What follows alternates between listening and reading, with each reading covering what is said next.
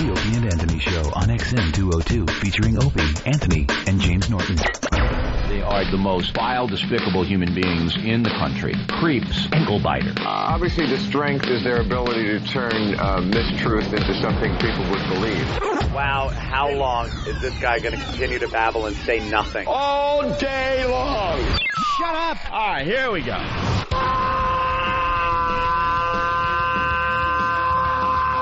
Welcome to the Opie and Anthony Show. It's worse than I imagined. That's terrible. I'm sorry. We are a bunch of dopes. I think we're lewd. We're probably pushing 20 arrests because of this radio show. Out of touch cornballs. 3 retards. We have the effect of Town Hall PM.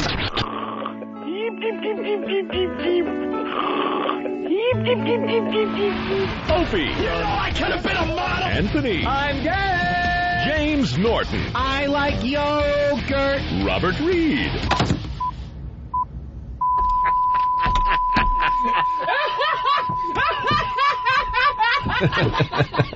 But enough of this palaver. Let's get the show on the road. Enough palaver. Yeah. Good morning. I should complain more about my headphones. What's wrong with your headphones? I don't know. I always gotta fiddle with it. I gotta fiddle with the little jack down there. Jack. Gotta pull it out a little bit. Oh, yeah, Plug it back in a little bit. A loose connection, right? Yeah. So glad it's freezing in here once again. It always is. Sucks. Good morning and welcome to the Opie and Anthony Show. The O&A virus. It's spreading across America. Our phone number is 1-866-313-FREE. That's 1-866-313-FREE. A very busy day today for the boys. Very busy indeed.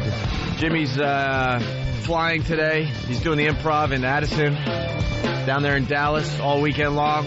Yeah, I think we leave probably right after the walkover, a little after the noon flight. Dallas flights are weird. They're trying to get the flights you want back and forth. Oh, we don't have XM, Jimmy, I might today? have a little bit there, yeah. But, a little bit. Flights are not. We don't have XM today. Yeah, true. We got a busy day. Oh, my God. Sorry. I'm not kidding. We're doing a short show today. We want to take today off. But they're like, no, it would be smart to do the radio show and pump your appearance on David Letterman. That's right. Blah, blah, blah, yeah. They just want to get more work out of us. Yeah, of course. We're working like dogs. Well. So we'll promote Letterman a little bit. We'll say goodbye to Jimmy. He'll go to the airport. So long, I say. So long. Arrivederci. Because, I'll be seeing you. Again. In all the familiar places? Yeah, well, there you go.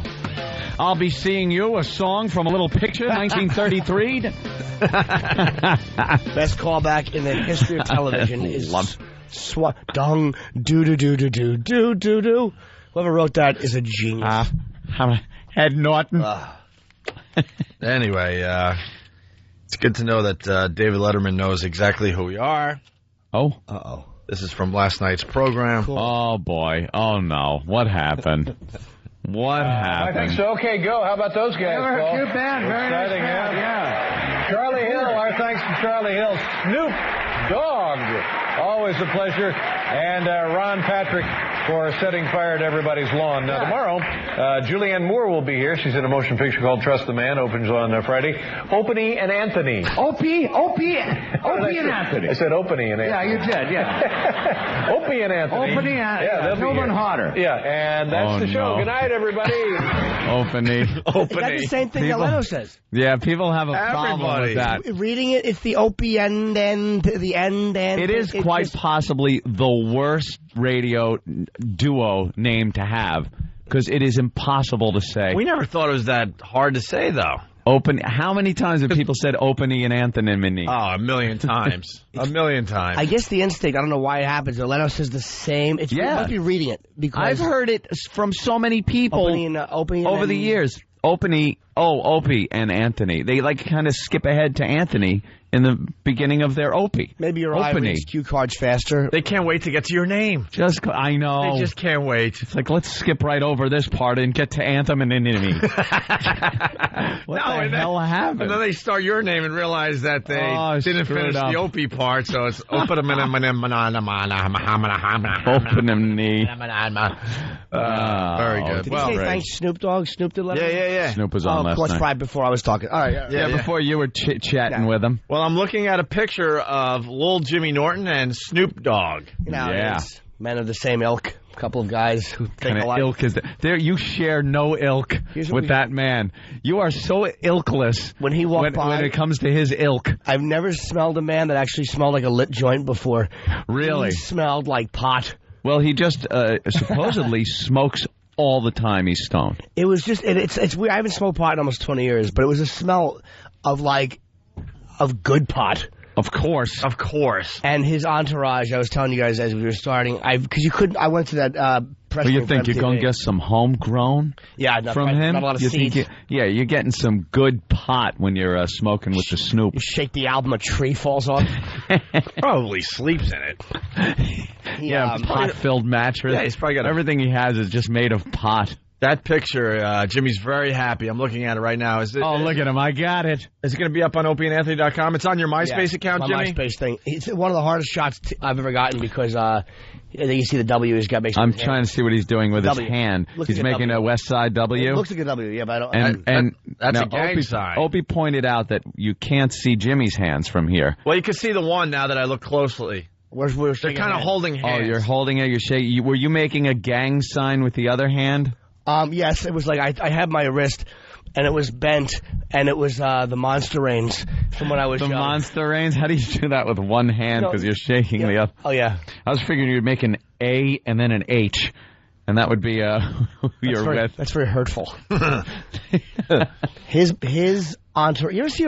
I've never really watched a rap entourage walk into a room before, and there's all celebrities down there. Or a You lot ever seen of a them. bank robbery? It looks pretty much the same. Wait, where were you, Jimmy? I went to the MTV. They had the VMAs are later, so I went to the press thing yesterday just to see who was going to be there. Roland got me, and I actually did some interviews, and man, a lot of fans of the show. Yeah? A lot. It's weird being back on in New York. I forgot, it's the radio. And I can't tell you how many people working for MTV walked up to me and go, dude, love the show. Or how many hot chicks walked up. My boyfriend loves the show. There you go.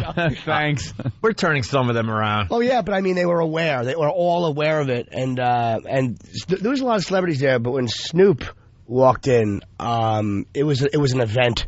And I've never seen bigger men than the guys that were guarding. Really? I guess in places. He needs it, where yeah. you can't have guns, and they wand you. So these guys get physically imposing guys. You think even his security can't have guns? Yeah, they don't care. No, absolutely not. Yeah. Inside the event, no. You would way. think if you're like a licensed kind of I don't think so. protective service kind of guy. I mean, if George W. Bush walked in there, guns would be allowed. Maybe cops, maybe the legal thing. I don't know. I don't know what the law is. But Yeah. I mean, these guys, they were too big to have. They would hold a gun and just squeeze it like. They don't need I've guns. never seen bigger men. in Yeah, my those life. guys are so big they laugh at guns. Don't Dude, shoot they them. ha- Just make them angry. It would be like a cartoon bullet if it hit one of these guys. If you Bounce do, I'll off. give you such a pinch. Yeah, they were very, very frightening guys. The only guy that blew me off was Busta Rhymes. Why? I don't Busta know. seems like a fun guy. He's like, talk to my man. Oh, because I interrupted him. He was trading numbers with a girl. Say digits, my friend. Trading some digits. I thought he said, I swear to God, I thought he said something about Louis, like Lucky Louis. Oh, He no. was saying, Oh, boy. excuse me, like, could you give me a second? Excuse me, So sounded like Louis. it was loud. And I just wanted to believe. Yeah, that he watched is your show. So he said it one more time, and then I walked in and shook his hand, and he goes, excuse me for a minute. And he's an intimidating guy, so I was like, oh. Well, you do get aggressive, though, Jimmy. I know. With your celebrity photos. You're We've ruining all it for seen Whitey. You're ruining it for Whitey. Like now, he gets the impression that all white people are like you. Oh, he knows all what we're like. pushy. He deals with the record executives, Yeah, you know, true. the Sippersteins. He understands. And Method Man, big fan of Lucky Louie, so thank you. Yeah? I think I should win an Emmy. Wow, that'd be nice. He's a lovely gentleman. He was the only guy that recognized me that was really famous. Yeah. Yeah, kind of hurt, but he was great. Jimmy was walking around hoping he would be dude. recognized by big celebrities. It was just, I couldn't say Lucky With that Louie. that hoping look in your eyes. Yeah. Like, I look at them a half second longer than they look at me, like just hoping they'll go, oh, yeah. Yeah. No. And nothing. No. Oh. Well, you got some good pictures then. Ludacris was nice. The XM guys were good. That's what got me the Snoop picture, was the XM tie-in. So that was fun. That Snoop one's that's a biggie. Yeah, man, he's a tough one. Yeah. He's a tough dude to get, but I'm annoyed I didn't get Busta Rhymes. Did he say 38 anything years to old you? and I'm having this conversation. Yeah. Well, you collect photos He of blew me celebrities. off, but then he goes, talk to my man. I go, I just want to get a photo with you. He goes, talk to my man, his guy, another big dude with him. So I asked the guy, and the guy asked me, you've never heard talking like I did yesterday. I would just leave. Like, Why? talk to my man. I'd be like, all right, that means no, Yeah, and just walk go. away. All right, thank you. Pursue it. Well, I talked to this guy, and the guy goes, who are you? I go, I'm with the Opie and Anthony show. They're a radio. He goes, no, I know I've heard of them. I know them. And I go, okay, we're doing this thing with the VMAs, so I'm getting pictures and we're talking about anything I could say. Anything. And most people don't want to hear it anyway. So they think you are somebody because you actually have an answer for them. Yeah. Like if they go, who are you? A fan. Forget it. Gone. Oh, well, I'm with Free FM. Little thin white lips just moving. He's like, all right, but it didn't work. He made me wait and wait and wait, and I think Busta just didn't want to do it. So Yeah. How many pictures did you end up getting? I don't know. You got the Snoop. Snoop, I got Ludacris, I got Young Jock. The Roots are popular. These guys, the Roots. Yeah, the Roots are up there. I got them. I got Nick Turturro and a few other guys. Oh. Yeah. Nick was there. Yeah. I like him a lot. And He's a psychopath. yeah, he really looks nuts. He walked up and No, he's. Are you watching Celebrity Fit Club at all? oh no, is he on that? Wait, there's two brothers. Which is the more famous? John one? is more famous. Okay, yeah, Nick is on Celebrity Fit Club. He's a psychopath. Right. Oh, I didn't know that. Oh, he's out of his mind. Yeah, he was. If you don't know who Nick Turturro is, he was in NYPD Blue, and he was great in Jungle Fever. He played a little. Both of them were in that sociopath. one. Okay. Oh, you're right. Yeah. Oh, yeah, that's right. I didn't realize it was his brother. Yeah, they played brothers in that one, I believe. No, they They play didn't? guys that hate each other. I thought they were brothers that were always like kicking each other's ass. No. No. No. Oh, come on! Stop calling me. I'm on the radio. You. Is that Snoop? It probably is. What's to say? Hey, what's crack out? You know. He wants to whatever. come in and do a few minutes with us. Yeah. Did he talk to you at all, Snoop? Was it just No, kinda he was like, okay. Just hey, shook hands, man. Come on in. He looked Did no. he- no, it was nothing? no. I was trying to get him the first time I tried to get him. He goes, "I got to take a picture with these girls," and he took a picture of the Girls. hottest chicks in the room. He's just a cool dude. I understand why chicks bang him. I mean, Snoop. he's just got a vibe to him. We've had him on the All show a stoned. couple times. Yeah. Never in studio, but on the phone. He's really, really cool. I'd be frightened in studio. It's funny. These guys dwarfed Kenny. They dwarfed Hulk Hogan. The guys he had. Hulk was there, and Hulk's a big dude. Oh, don't look what you're doing. Why? Hulk Look was, at what you're Hulk doing was to nice. E-Rock. I actually talked to him. He's very crying. He's crying All right, because you're his saying his hero. something. That's his hero, and you're saying things that aren't good. I have pictures of all his heroes. I have pictures with Opie, and I have pictures with Hulk. All of them. Seems to be a drop off there somewhere. Let's be honest. Well, while you were doing that, Jimmy, I was mellowing out, and I was watching Rockstar, Supernova. This is And we don't really classic. We don't really talk about the show a lot. It's a pretty cool show, though. It really is. Yeah. You know, basically, you get a bunch of rock star hopefuls, and they live in a mansion. You know the gig. It's another reality show, and slowly but surely they vote people out, and eventually there's going to be a lead singer that will be singing for this band Supernova, which is Tommy Lee, Jason Newsted, and Gilby Clarke. Mm-hmm. Well, on our XM show, I guess a couple days ago, we talked to Ryan Starr. Ryan Starr, who, was doing very well. Yeah, they're down to 6. And Ryan Starr is one of the 6, and he called our show to promote Rockstar. Yeah. And he's a Long Island kid. He's from where we grew up at, Huntington, Long Island. Long Island. It turned out he's a huge fan of the Opie and Anthony show. And Yeah. we were talking about the rock clubs back in the day and this and that. And him were Played a lot of the same dives. we're relating and all that. And then at the end of the interview, I said this to Ryan Starr. Ryan, hear me now. You're going to win the whole thing. I'll tell you why. Why is that? There's 6 finalists left. 2 of them are chicks, so goodbye to the chicks. Tommy Lee is not going to have a chick lead singer. Right. Yeah.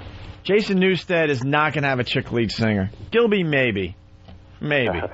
So then you're down to the 4 finalists. Sure. All right.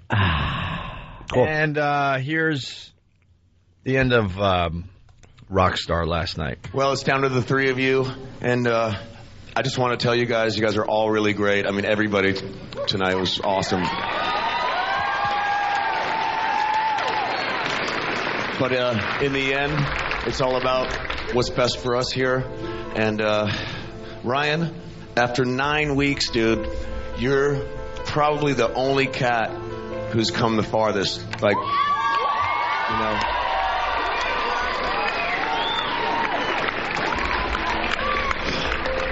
But I'm sorry to say this. Unfortunately, Ryan, you're the next to go, brother. I'm sorry.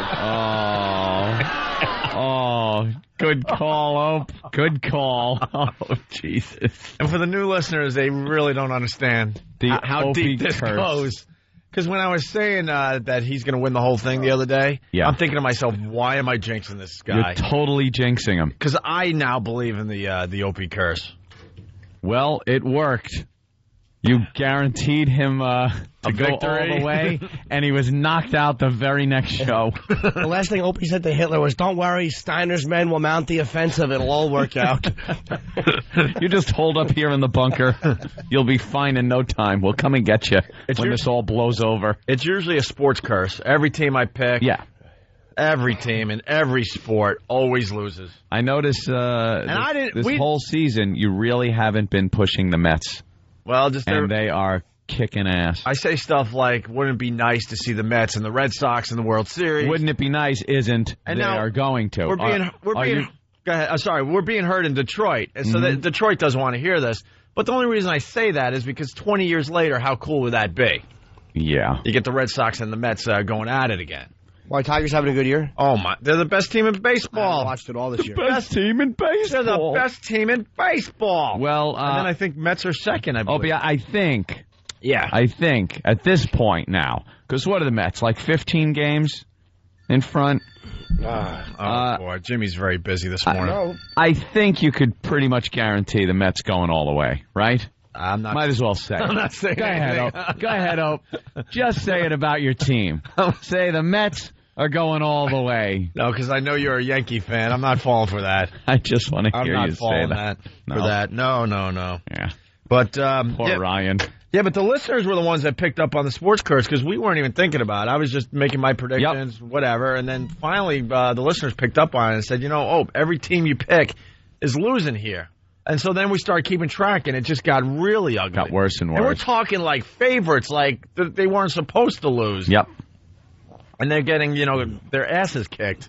Really started with hockey, with the Islanders. Wow. He's a big Islander fan, and they just like... We're in the middle of the lean years, though. Yeah, so that's not really a big push. But I mean, even before the lean years, weren't you like... I remember you pushing for the Islanders like years and years ago. Nah, the Islanders haven't been, that good for many, many years now. Yeah? Yeah, that's probably not the best example, to be honest. Well, there she is, Maria Sharapova. She's in her little, what looks like a nightgown. She played tennis in a nightgown. Little sparkly things, long earrings. Like, I understand she is stunning, but aren't you supposed to play tennis and, like, aren't you supposed to look like you're playing a sport? She looks like she is out on the town. Well, that's what's cool about the U.S. Open. They let them have some personality. It's those dopes across the pond in Wimbledon. Yes, Wimbledon. Where you have to wear white. Is that it? You're allowed to do that? Because U.S. wearing Open, an evening gown. Yeah, U.S. Open, you could rock and roll. You could wear pretty much anything. It was all glittery. She had these big, long earrings on. Just looking hot. And then she makes noises, too, when she hits the ball, which is, some tennis players, who was the one that really used to scream? Monica Seles? Yeah. Monica Seles started that trend. That ain't hot. but when... we all thought it was hot for a while. When Maria Sharapova kind of moans when she hits the ball, it's hot. Can we get her moaning, please? Yeah, get a little bit of her moaning. For tomorrow's show or maybe today's show? Yeah, the U.S. Open's in town, and all the tennis players are walking right around where we broadcast. Yeah. They're all over the place in all their hotness. Yes. in all their Did you hotness. see you guys have a nice article in the Daily News? You saw that, right? Yeah, we could talk about it next. That's cool. Stupid Hinckley. Why did he mess something up? Stupid Hinckley. You know, and I and Jimmy, we've decided to maybe show a different emotion that we do have in our bodies, and everyone's picking up on it. Did we? Well, the whole Whoopi Goldberg, people thought we should have smashed her. Yeah. Why? And we were brave enough to admit we were just being honest, and like we didn't have a personal problem with her. So when she surprised us at XM, we kind of fell apart, and were really nice to her and stuff, and we all got along. Yeah, because we didn't get up and smack her in the face. I mean, what were we supposed to do? I still think her radio show stinks. Well, yes. But I think she's a great comic, a very good comic, a very edgy comic. But her radio show is awful. I haven't listened to it. I haven't. since I we honestly stopped have not talking either. about it. Right. And now, we admit that we're a little nervous about going on Letterman tonight. So if that's not bad enough, David Hinckley has to write a whole article about how he's been listening to us lately, and he writes an article about how nervous we are. Yeah. Thanks, David. Well, you know what? Why don't we take a break and we'll read some of the talk about article the next. article. Just the title of the article, Opie and Anthony sweat that first date with Dave. Sweat. Are we sweating? Let me feel. No, but sweat, almost like, I don't sweat you. No, I've turned the corner, man. Sweating it. I'm psyched. I am so psyched. I got a good night's sleep. My mouth is working for once. Oh. Yeah. That'll be handy. Yes. I'm ready to go. Yeah. We just got to do this stupid radio show. Oh, you mean the reason we're on? Oh, yeah. Shouldn't talk about being nervous, just be tough. That's it. Go have fun. Go out there. Hey, Dave. What do you got? Yeah, go ahead, Dave, go. Go. Hey, Dave, the war, go. See, he's a human being. He can't even say our names right, so. Opie. And I'm gonna picture him in his underpants. Brady Bunch logic. I'm going with Marsha Brady. taking a road test. I'm going with Brady Bunch logic. Yes. Yeah. Wait, was that from the Brady Bunch? Mm-hmm. Yeah, in his underwear, the driving instructor, when she had to take a little driver's test. And then she was all nervous, but then she looked to her right and she started smiling because next thing you know, there he is sitting there in his underpants. And unfortunately, later, her father was found with the driver in their underpants, and well, you all know what happened there. I just picture him in his robe, and it's just funnier. A cup of broth in his hand. All right, we're going to take a break. It's the ONA virus spreading across America. All I want is to get laid and eat sandwiches. That's it. That's the closest reference you can get to something cool, hip, and groovy. Cool, hip, and groovy. Dick. Yeah. Where do you go when you want to change the locks? The Opie and Anthony Show. I want to be on you. Well, you've come to the right place. I help you, you help me, we all laugh. Don't worry, we're not listening because this is a boring conversation. Love you too, sweetness. If you walk past them, they'll take your jewelry, take your purse, or whatever, you know. You have no idea what they are. There are a lot of questions about them. Real. Dirty looking. Think you know. Shut up. Bring on the booze. Is this the Opie and Anthony Show? Okay. Hear what everyone else is talking about. O&A Uncut and Live, continuing the show on XM Satellite Radio starting at 9 a.m. Eastern. Visit xmradio.com to subscribe. The Opie and Anthony Show.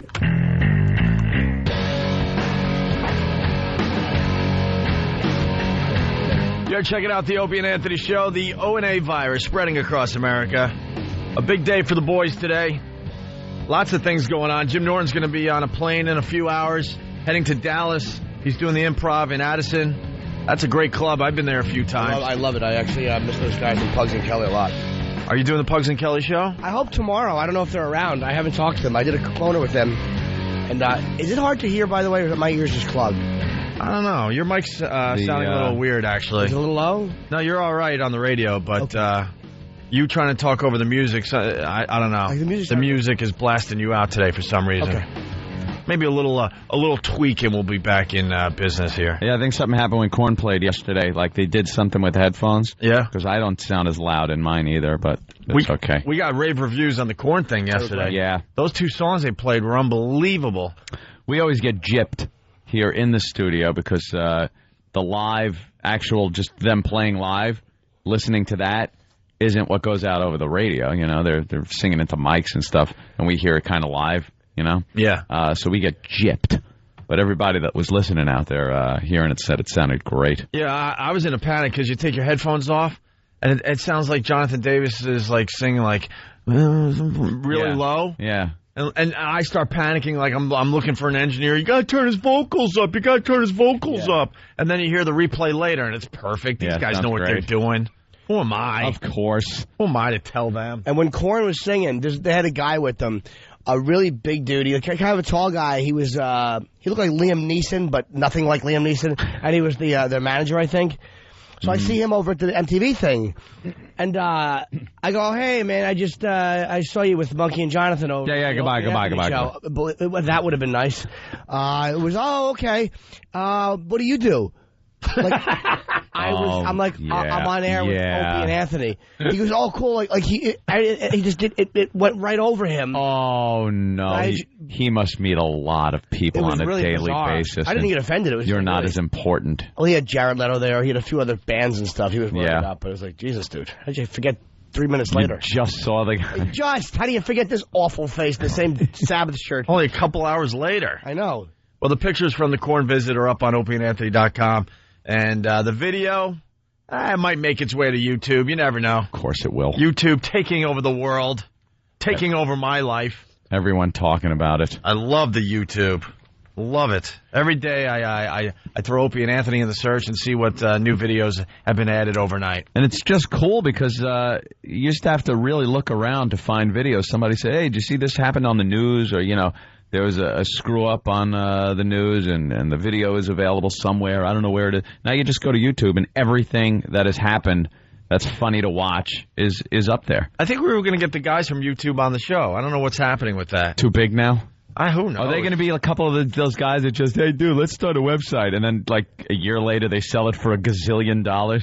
Maybe they're one of the lucky ones. Yeah. Maybe they're refusing to do this show because they're saying they want to find a more kind of a demo-appropriate show to do. Kind of like the VMA said to the Opie and Anthony radio show. Yeah, I mean, we're doing pretty well with our careers lately, but we still get slapped in the face. That's all right. We wanted to be at the VMAs. We wanted to broadcast live. We've done it in the past, and we were denied.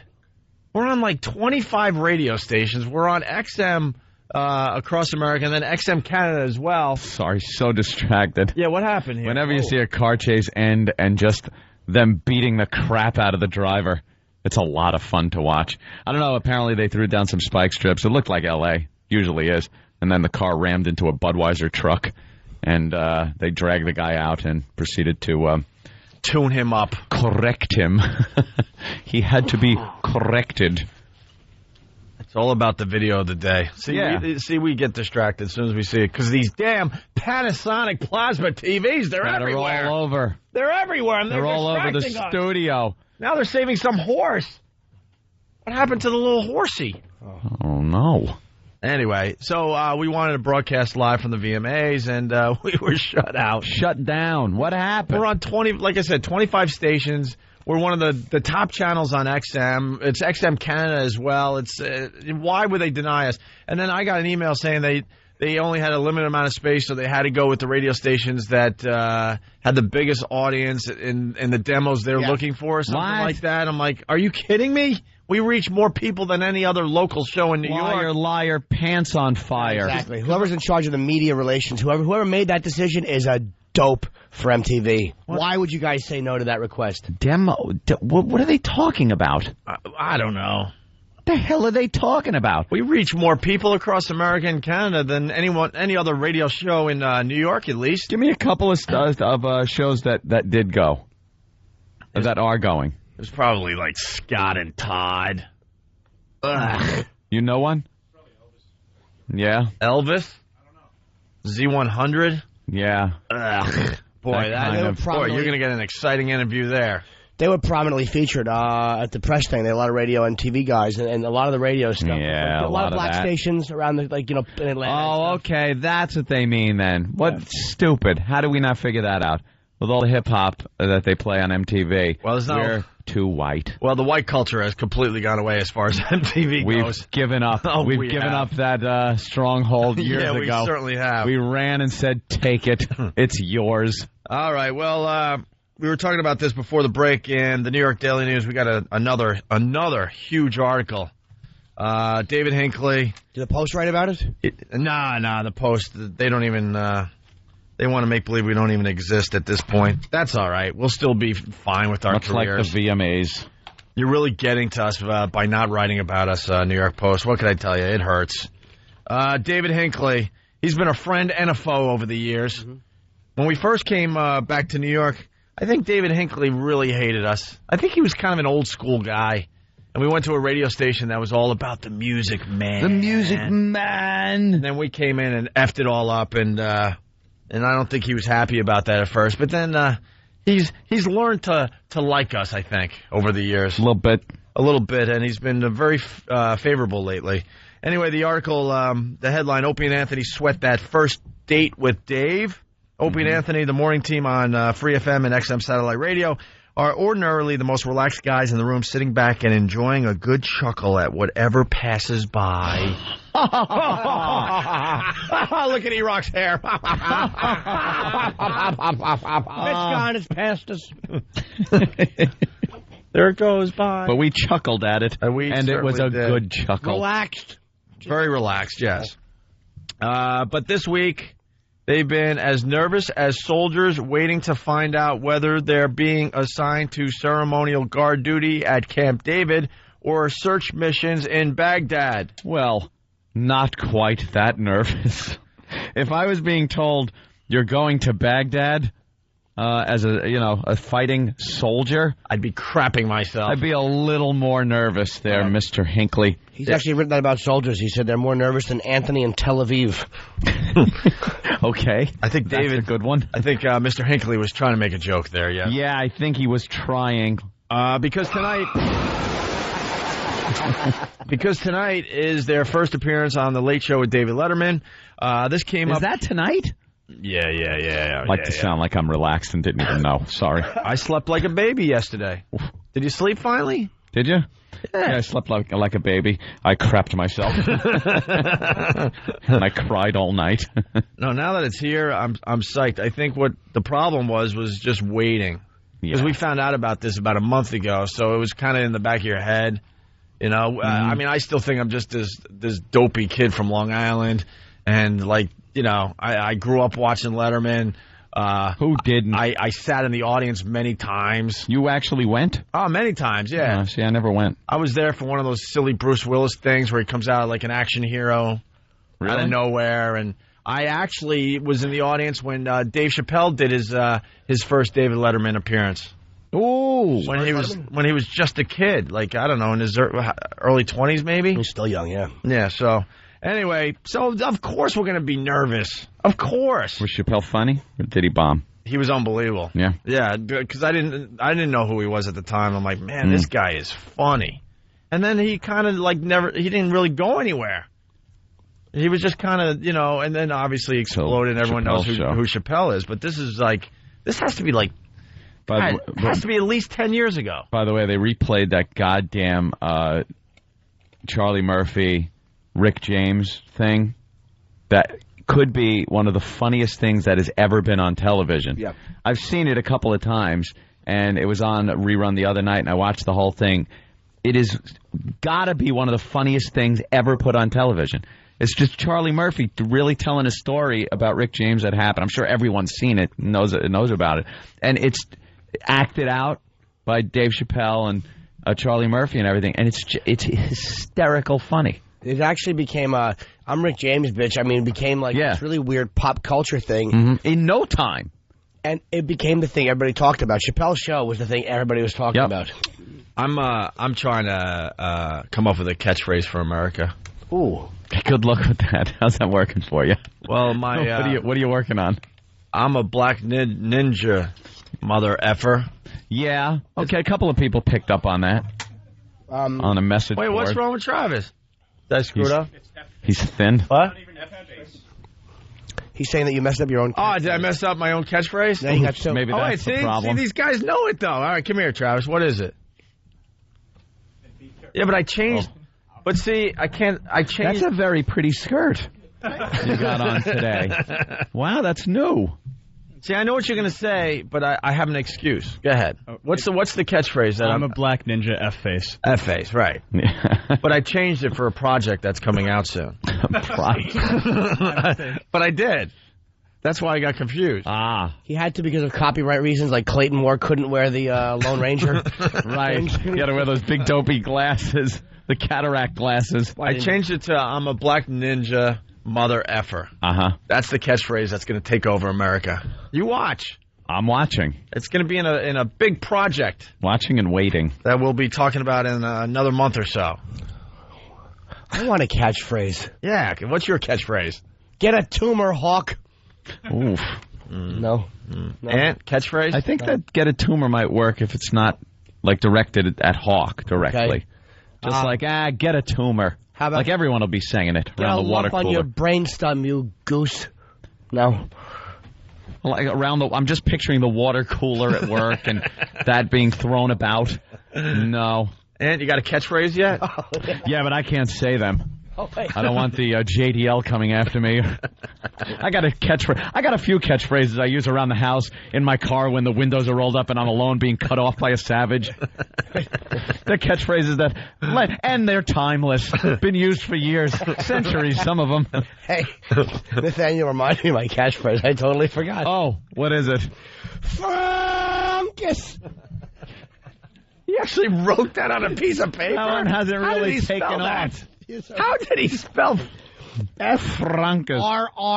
RRRONKIS! Exclamation point. Right, of course. Frunkus. That's right. Jimmy does have a catchphrase that he's hoping will catch on. Good luck with that one, too. We all want a catchphrase that just catches on. Yeah. Pop culture. I'm going with the Black Ninja one. That's got the best shot in this room, I think, is the Black Ninja. Are you going with that one? Yeah, but it's already been talked about. And, cabbies will say, Frunkus, the point like yeah. Bumper stickers are being printed as we speak. A bunch of R's, wraps around the whole car. We all laugh. Anyway, where were we in this thing here? Okay, this came up again yesterday when they ranted that their bosses at CBS Radio should never have scheduled them to meet with an advertiser before the Letterman taping because they don't need any distractions. Yeah. Yeah, well, to the bigwigs around here, it's no big deal that we're going to be on Letterman. Giant wigs. Because these same people we work for, worked with Howard Stern and Imus. So to them, it's like, oh, yeah, a Letterman appearance. No, but it's the first time for us. Yeah. Yeah. Ranting, of course, is one of the things O&A do and one of the reasons they're so successful. But it's also true the Letterman show is a genuine big deal. See, David Hinckley's seen it our way. It shows you've arrived, says Tom Taylor, editor of the radio trade sheet Inside Radio. It raises you another rung on the ladder. There's nothing wrong with being simply a successful radio host. You could accumulate hundreds of thousands of adoring fans and millions of dollars. Ooh. But going on Letterman is a big step toward becoming a national multimedia entertainment personality, which means more fans and more cash. It also means you must sell yourself all over again to Letterman and his audience. Knocking him dead on 92.3 FM counts for nothing on TV, Taylor points out. Yeah. If you can't also sell yourself as entertaining or interesting in a visual medium. Just ask Howard Stern, who probably isn't the example Opie and Anthony like to invoke, but who nonetheless did this same dance several years ago. We got a dance? Stern decided to present himself on Letterman as a lunatic, and his manic behavior worked well enough for Letterman to make him a semi-regular, which in turn got Stern's name out to so many people who never would have listened to him on the radio. I think the ratings help, too. Nor do the benefits only flow in one direction here. An appearance on Letterman gives Opie and Anthony validation that they've reached a higher level of pop culture acceptance, says Taylor. And O&A confers some hipness validation on Letterman with their core young male audience. Tonight, then, is a first date and scheduled accordingly because the last week in August is a relatively slow week for TV viewership. Thanks. That's good. No one will be watching. Let's book these idiots. Right. Great. First date. Are we supposed to kiss Dave on this one? I have a feeling there were a lot of CBS bosses going, hey, come on, can you do me a favor? Throw us a bone. Yeah, I know. We work for the same company, so I'm thinking there's some kind of favor thing happening here. But the VMAs won't affect it because they'll be over by the time you guys are on. And there'll be a lot of people maybe staying up late tonight because of that. Yeah, true. Maybe they'll take a little peek. Who knows? Peeksy, as we say. On the other hand, Thursday may be the single most important weeknight, so it's not like O&A can work out their Letterman shtick in an empty room. What? It means there's going to be a lot of people watching us tonight. A few million people, many of whom know nothing about O&A, will be watching to see if these two guys can entertain them fast and well. Uh-oh. Pressure? What pressure? Pressure. Thank you. Thank you, Dave. Yeah. Yeah, he's written some nice articles about us lately, and we greatly appreciate it. I like him. He was nice to this show, and he was nice to Lucky Louie. That David Hinckley is a good boy. Now, we're psyched. Good egg, Noonan. I can't wait now. Yeah. I can't wait. It's going to be a lot of fun. I'm just going to enjoy the moment. Anthony's going to enjoy the moment. Of course. And I guess I was reading some fan sites, and it looks like we're going to get a little support outside the theater tonight. That's very nice. That would be sweet. I got cold hard cash I'm going to just throw around tonight. But Is that what you're doing? But of course, Mark Chernoff. Sorry, I distract everybody with the TV. Why? What's going on now? It was some hack DJ. Doing that's what? Going to the MTV VMAs with a big Z100 banner behind him. That's what they're doing. We don't get to go. Who is that? Who is that? Who is that? E-Rock. Well, why don't we get some? Why don't we get some audio? What gender does he sleep with? Why don't we get some audio? Because they picked that guy instead of our show, so he has to be terrific. He's got to be great. He has to be terrific. So, there's going to be a lot of fans showing up outside the theater tonight, right? So we wanted to make it worth their while, and I was like, look, what can we do for the fans? They're helping us out, helping us get an energy before we go into the theater. Mm-hmm. So Mark said, do you want some cash or something? I'm like, yeah, cash, Cash always works. Always works, especially with our listeners. So I run him back and I go, yeah, my idea is, give me like 1,000 or so, and I'll just throw it at the fans that show up. A cool G. And of course he has to write back. I don't know if that's a good idea. Why? People could get hurt. Well, if you just throw money out? Yeah, because the cash could cause a frenzy. Oh, money bags. And this is what's great about having like two bosses these days. Because Eric Logan got the same email, and he's like, oh, that's a great idea. That's awesome. And then I wrote him back. I go, throw knives, too. But I wrote him back. I go, but Mark thinks people will get hurt in a feeding frenzy as they're trying to pick up a couple bucks. Yeah. And Eric Logan's like, there's no way that's going to happen. He's like, throw the cash. Throw the cash. That would be That's funny. XM's motto. That would be a really funny thing to do. Just throw cash at your fans outside and walk in like a couple of I know, jerks. how pompous. How asinine and pompous that Thank is. you for showing up, little people. Thank you. Here, some your crumbs. Your troubles. The problem is it's going to be 100 ones. Yeah. They understand this show. Believe me, no one thinks 50s are being tossed out. I think $1,000 bucks to throw would be great, though. Yeah. I think it's a quick, dumb idea. But then there has to be emails going back and forth about the cash and what kind of problem that will cause. Every subject has like 50 emails attached to it. I see the same subject 50 times. I go to the last one, and then I can read all the way down. That's it. I know not to click on any of the ones below it. Find the last one, see what everyone's bitching about, see what E-Rock's yelling about, cursing in his corporate emails. That's professional. Yeah, Dan had an observation. Because the whole VMA thing went back and forth yesterday. There was about, 10 or 12 emails about that. We're trying to figure out why we can't be there broadcasting live, why we have none of the people that are going to be on the MTV Music Awards, calling our show today, Video Music Awards, whatever. We've been pretty much shut out. And E-Rock got involved and showed some passion for the Opie and Anthony show, which we enjoy. Yes. And Than, if you will. He just had a short series of emails that all ended with F them. Yeah. With the word fully spelt out. Right. That's right. Forget them. Yeah, not solving the problem or trying to work around it.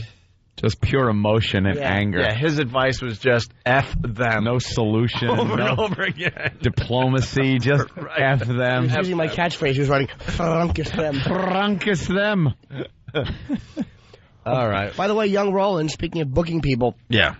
We saw the Killers yesterday at the group The Killers at this video thing. Mm-hmm. One of them to say hello to me because, we did Leno together. Oh. And Roland wants them on the show playing, and he spoke to their manager, and he's working on trying to do that. So Young Roland is always at work. That's nice. I think Korn just knocked the door in as far as bands playing on our show. I mean, you could talk to well over a million.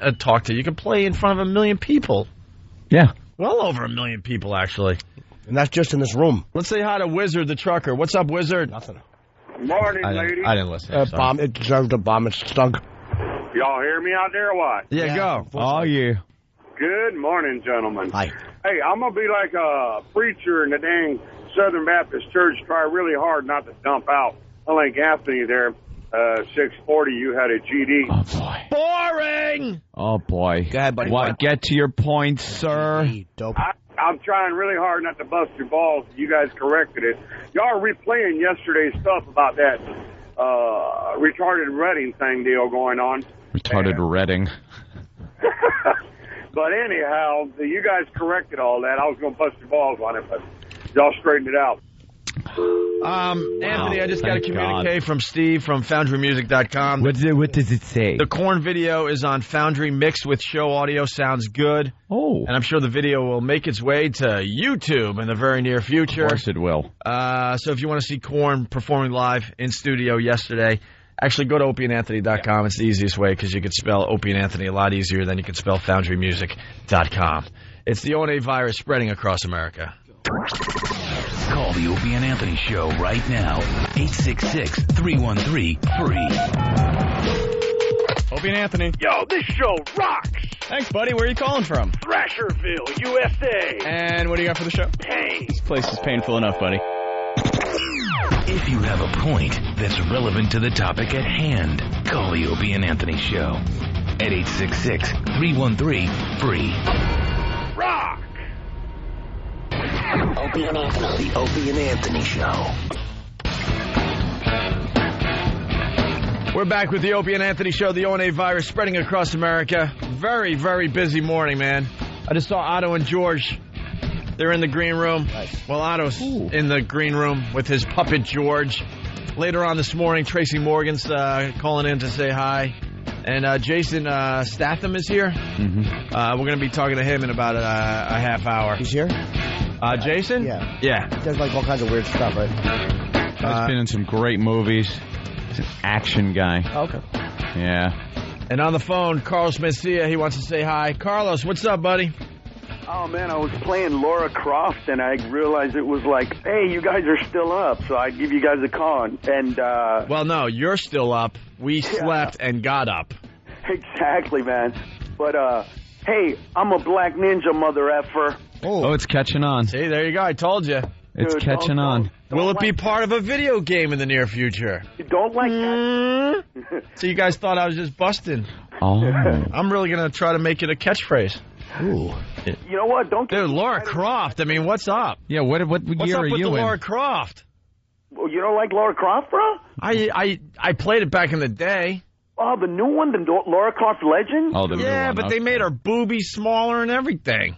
Really? I've got the 360, and she's hot, dude. I'm telling you right now, she's really hot in the 360 one. I don't know if she looks the same in your version, but I'm telling you, the Xbox 360, I'm like, you get different outfits, and there's like this one outfit where she's got like this tight black thing and this little like crop top. She's hot, dude. Hey, is there a video game? I remember when like we first got our gateway computer, my mother kept trying to sell me on where in the world is Carmen Sandiego. That was the big game my mom thought was like a fun video game. The awful Norton family computer. The Norton family computer. Is that game still in existence or no? Wow, I don't know. Dude, Carmen Sandiego isn't even the guy's real name. It was Carmen Sandiego, and you would get clues like Carmen just bought a box of something with crapugles, and you'd have to figure out what country that's from to figure out where she's at. Yeah, it was like educational. Oh, yuck. Yuck.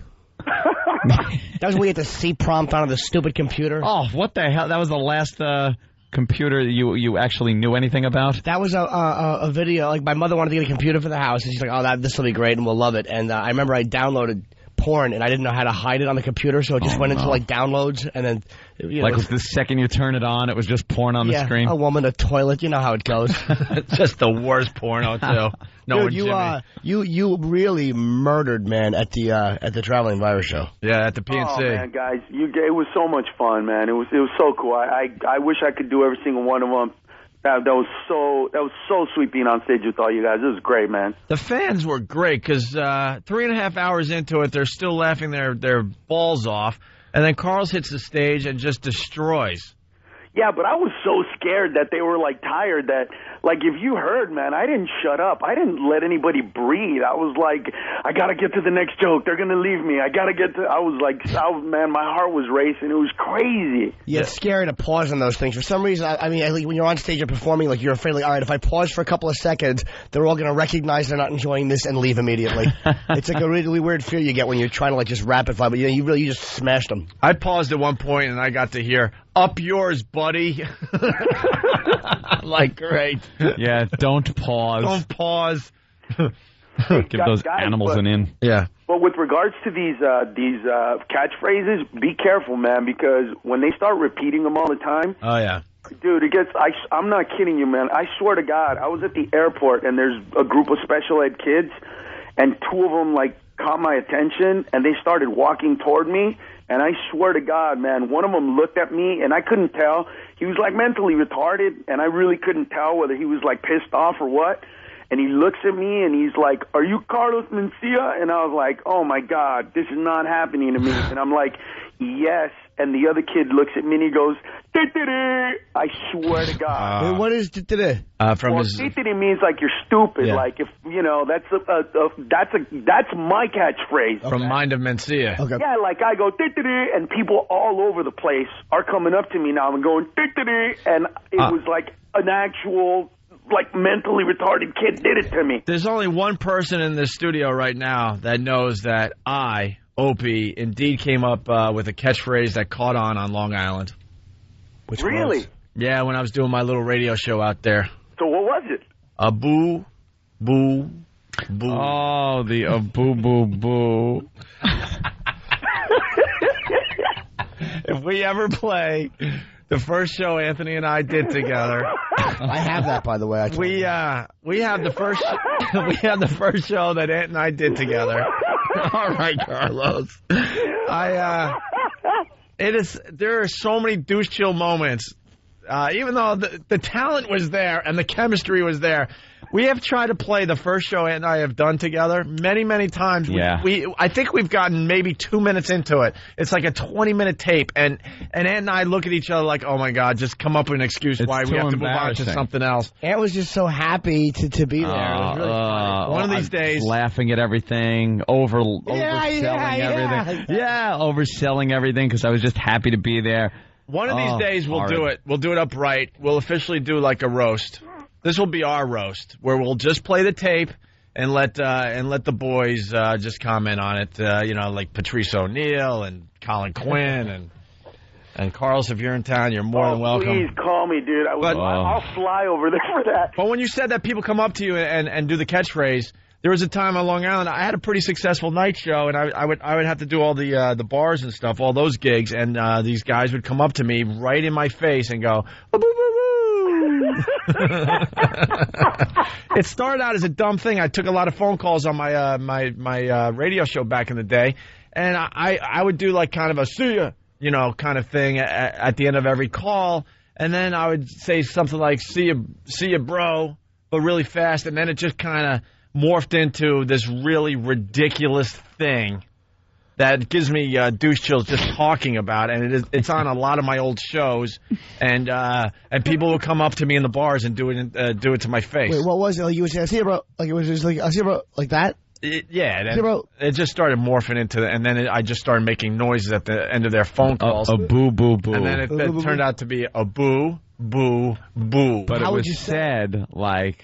I can't do it. How? No, but I mean, how would you say it? Like a boo, like that? Like a boo, boo. Come on, Op, for old time's sake. No, man. Could you all boo, boo, boo? Because they're all going to laugh at me. No, I'll hear it. I have it on the tape. They'll all laugh at you. All right, I'll close my eyes. All right, close your eyes. Don't look at anyone. And go ahead. Just put yourself back there.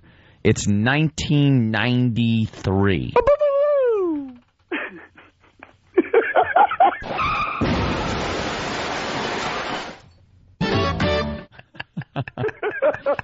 Now, here's the thing. All right, now... What was the worst butchering of that anybody did? Because, see, like, how simple is that's so simple. Yeah. But, like, they butcher it. Like, you know, I'll go somewhere and say, hey, Carlos, I was like, that's not even close, dude. Yeah, well, I was, I'm like, oh my God, this thing caught on. I was so embarrassed. And then people would... That's terrible. I'm sorry. I'd be at these bar gigs, you know, handing out dumb bumper stickers and stupid T-shirts and, you know, maybe a free pass to go skiing. Wow. That was the big prize.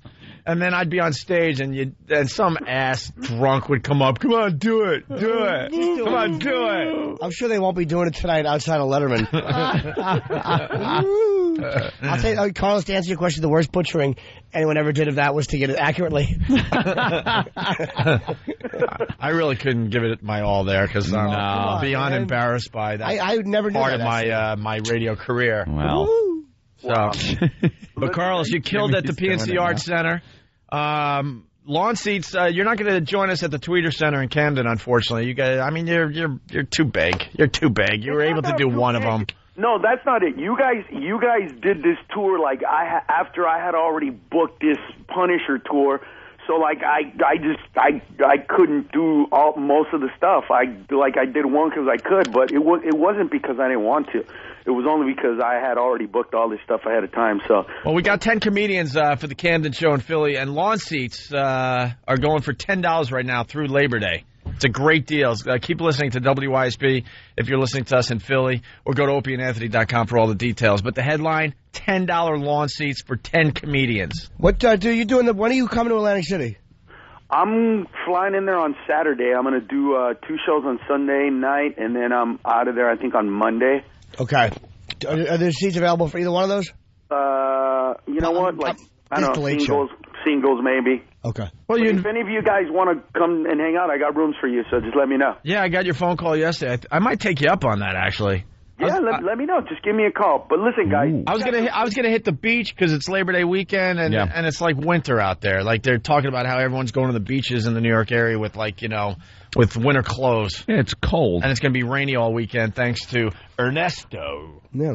Yeah. Why they have to name it after a beaner, man? That's not even cool. Oh.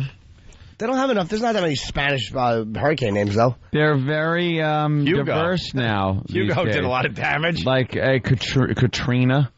Oh, and by the way... Well, that's diverse. That's the politically correct crap. They want to soften the names of these hurricanes so they're not as scary. Yeah, so name it Ernesto. But for the record, I think I talked about it on your show about if Survivor had... It would be better if they had a wetback that just crossed the border and a black guy and a redneck. Yeah.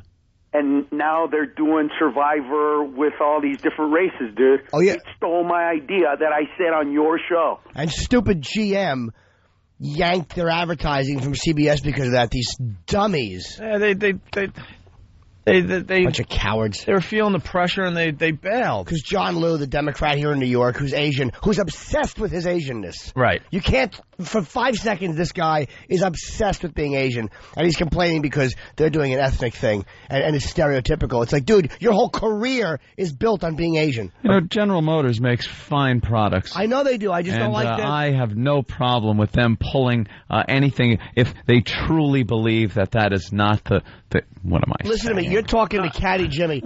I love GM for the products. Whoever's in charge of that advertising decision is a dope. Good point, Jim. Good point. They never should have yanked Frunkus to Frunkus. Why would you yank the advertising for such a great product over something It just sucks these special interest groups are out there. And then they felt the pressure from the special interest groups. I bet you they would love to, continue advertising with Survivor. Well, John Liu threatened him. He goes, if you don't... great. John Liu is going to come after us eventually. You know that. We're going to say some dumb chink joke, and he's going to be all over the news about how bad Opie and Anthony are. I know. You've got to ignore I guarantee it's coming. The special interest groups. The businesses have to ignore them because they don't have the power they think they do. They scare people into doing what they want them to do, but they don't have the actual... the oomph to back up their threats of boycotts. And no one wants to boycott General Motors. If you want to buy an Escalade, you're going to buy a goddamn Escalade. Not according to John Liu. He said, if you don't yank this, I'll make sure no one buys cataracts. Okay. Nah, man, I ain't gonna buy no Escalade, man, because I can't believe they put a black man on Survivor like that. How you gonna make me look like that and then expect me to buy an Escalade? And I ain't getting no spinners either, all right? I'm just saying that right now. People will buy whatever they want to buy, and it doesn't matter who says boycott. What boycotts don't work. They don't work. You can't get enough people behind it, especially for something ridiculous like this. If it's something really huge that a lot of people are behind, and I can't even think of an example because most people are self-centered asses anyway, and someone orders a boycott, people are going to go, yeah, I really kind of like that product. But if it's something that's really vicious, but this is just something that's politically incorrect, no one is going to support a boycott of something because of its political incorrectness. But we don't even know. This is what bothers me. We're trying to get Mark Burnett on the phone. No one has even seen the first episode. Yep. There you go. And there's all this, outrage. John Lewis. Maybe it's handled in such a way where people are going to go, oh, what was the big deal? This is, all right, this is kind of cool, actually. But they're all members of these special interest groups that are obsessed with their own ethnicity. Like, I'm a member of the Asian group. Oh, fine. They're more separatist than any, which is more offensive and politically incorrect than anything that they boycott or protest They're against. Obsessed with their ethnicity. Yeah. They're obsessed. They're separatists. They're complete separatists. I think it makes for a great season of Survivor. I think it should be balls out to racial epithets. Everything, because we're all going to root for our own. I think that's going to be Whitey. It's going to be more exciting than the stupid Olympics they shove down our throat every 4 years. That's the good part about it, that races are going to be involved now, that, the black people are going to be going for the black guy, and the beaners are going to be going, oh, my God, I can't believe General Motors, I love my Chevy, and they're going to be pissed off about that. It's beautiful. And then what, they got Asians, black guys. Well, it is Survivor, and they do a lot of water activities, so, I mean, the blacks, I mean, It was in the paper. Finished black people. It was in the paper yesterday. The blacks are finished. The Hispanics are going to win all the water events. That black people have more drownings. It was right. It was in the paper. Here it is. Swim lessons. Minority youths are being taught life-saving water skills. Blacks at highest risk of drowning. This is in the paper, and they got statistics that back this crap up. How could you argue it? So then when a stereotype comes along and somebody says something like, well, a lot of black people have trouble swimming. Then and then people pile on. You get black people, black leaders saying this is racist, blah, blah, blah, this, that. But it's in the paper. They have statistics. So, yeah, you're right. I think the Survivor thing, they're screwed as far as the water events go. Well, I hope it's not on an island and they don't have a Cuban, because that guy's going to disappear and end up in Miami in about a year. Yeah, see? Right. Now, I think the Hispanics would do very well in the swimming. And then, the Asians will eat anything, so they're gonna win all the... They'll win the eating competition. They're going to win all the eating competitions. And when it comes to the brute strength challenges, the black guys got it knocked. That's right. Because, what's his name said? Who was that, Shecky Green? The blacks had the extra muscle in the leg. No, that was Jimmy the Greek. Jimmy the Greek. Well, Shecky Green said it once in joke form. Oh, really? No, I just said that to get myself out of a jam. Rickles. You're talking about Don Rickles. Don Rickles. Guy in the front with extra muscle. Well, what event is the white? What event are the white guys going to win then? Probably computers. Showing up for work. Yeah, and we have the banking competition. Well, if it's showing up for work and they have a Mexican, he's going to be there extra early, bro. The white team's going to take a pickup truck to the Mexican team and pick them up to do the challenges. And take them to the event? That's funny as that. Just pick them up for the challenges. Could you do these for us, please? Yeah. We'll pay you. Cheap. Yeah, the Mexicans are going to be in their camp going, we've been waiting for the truck, but nobody came. Where are we supposed to be? And all the articles I read about this, they're pretty much saying CBS is losing their minds. They did in such a way that they know it's acceptable. Of course. So it'll all work out. I know this much. I did this thing on the show called the Stereotype Olympics, where we actually just had 5 different races compete in 5 different ethnic stereotypes. So we had like a watermelon eating contest, and we had a fence jumping contest, And not only was it the highest rated episode, but I get it's on YouTube. It's one of the biggest downloaded. I get more. People love that stuff. It's just honest. It's, I don't know why people get so pissed off at it. It's just the way things it was are. Hilarious.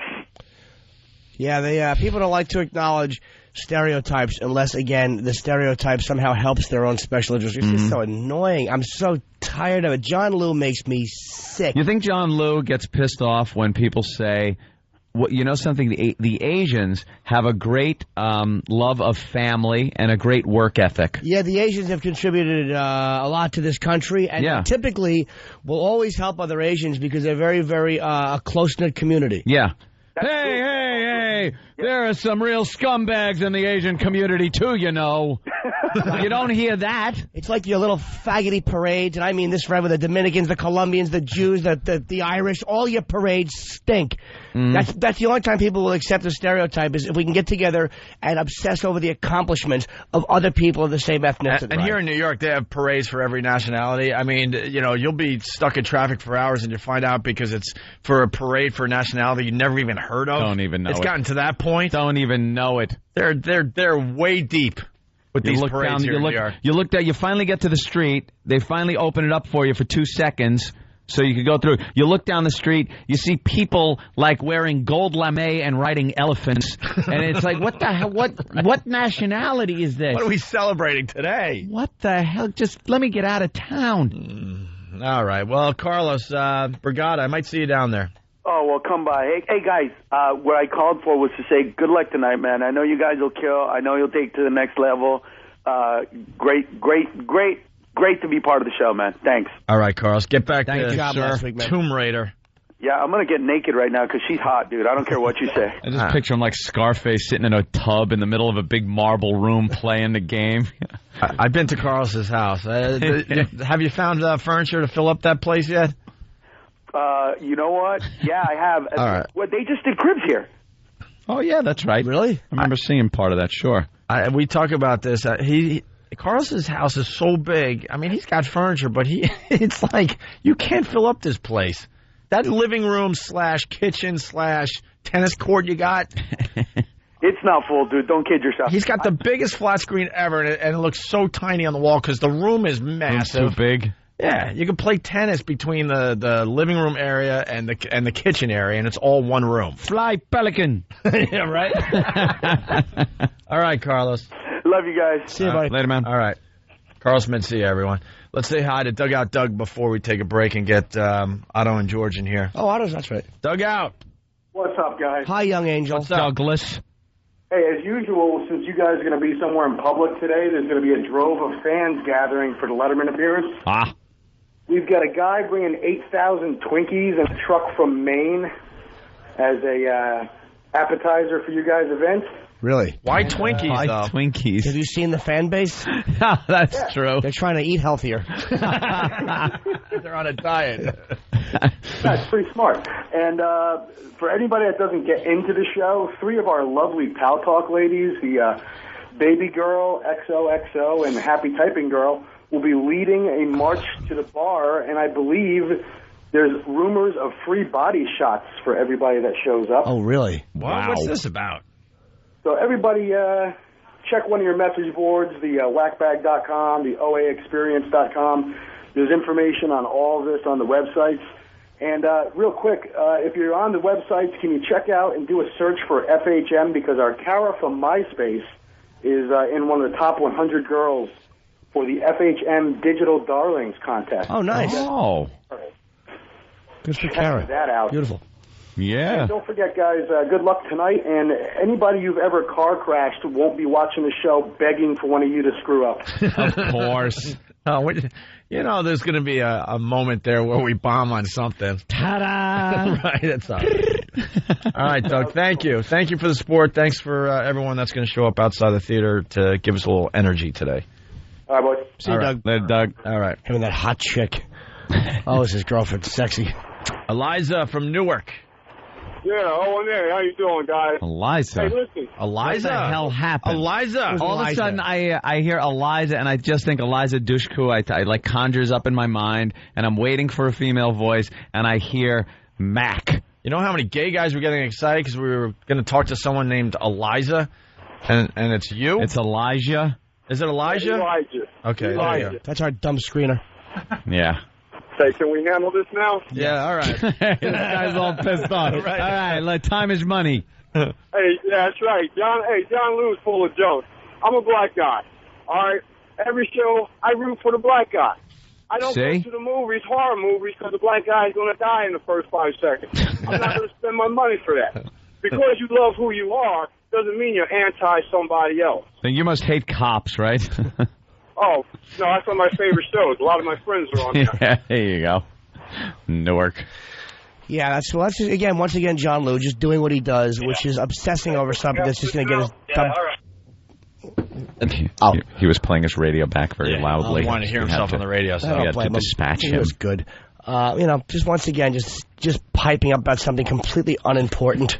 All the people that consider themselves leaders of ethnic groups are separatists. They're nothing but separatists, which is the most politically incorrect and offensive thing you could be. They want to be separate from society. They don't want everybody mixing in. They don't want to get respect for their people through assimilation and just respect through acting like people should act in this country. They get it through separatism and through calling people out, almost like a McCarthyism, you know? If you say something that's politically incorrect, then all of a sudden you're the bad guy. No one should pay any attention to these people or pull things off the air or think these boycotts are going to work. Get out of here. Councilmen in general. If you're a councilman, probably you're an ass. I'm a councilman. Are you? I like that. Councilman. They're just asses. Trying to work their way up the political mayor ladder. Wannabes. Start as a council person. I'm a council person. Can't you just run for that like anyone can? Of course you can. I nominate the tampon to be a council person. You do. You just got to like find some place, some district. Is it a district? What do they run? No, you need a lawn to put a sign on. If somebody will let you their lawn and you can put your dumb name on it, you can run for council person. And then what are their duties? I don't even know what they do. They represent like a block. Yeah, pretty And then much. they have to pass it on to the next guy that runs like the district. That's right. And then the guy that runs the township. And then the guy. So they're really at the bottom of the whole heap. They have the political heap. Yeah, they really are at the bottom of the pile. Yeah. The little hard, solid white ones on the lawn, as opposed to the heaping new hot ones on top. The ones that knock on your door. Hi, I'd like to introduce myself. I'm your councilman. Yes. Are you? Yeah, I'm running for councilman. I promised. What are you going to change? Pick my garbage down to the curb. Well, Okey doke. Let me roll up my shirt sleeves like a working guy. Ugh, you're right. They do stink. How do you not hate councilmen? God almighty. I challenge you to not vomit at the thought of a councilman. I challenge you. That's right. To listen to the drivel from this councilman. Tempestuously self-righteous. Smooth life. Asian body. Hairless. Where it counts. Ponderous political wannabe. Oh, they're awful. All right, we got to take a break. We're real late now. Councilmen stink. With that, it's the O&A virus. This is not what I'm used to. Here it is, live. It's the Opie and Anthony Show. Nothing but foul language and toilet humor. For the new listeners who think that we've learned our lesson,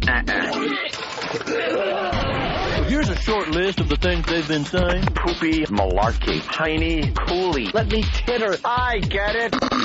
Someone pinch me. Whoopity-doo. K Sarah Sarah. Mumbo jumbo. Good-natured joshing around. Poppycock. Poopy jokes. Silly. Humana. We just chit-chat and go nuts. What do you think of them apples? It's lame. It's not even fun to listen to, you know? Well, I don't know how they could screw up something that simple. But boy, they sure did. The Opie and Anthony Show. Here we go.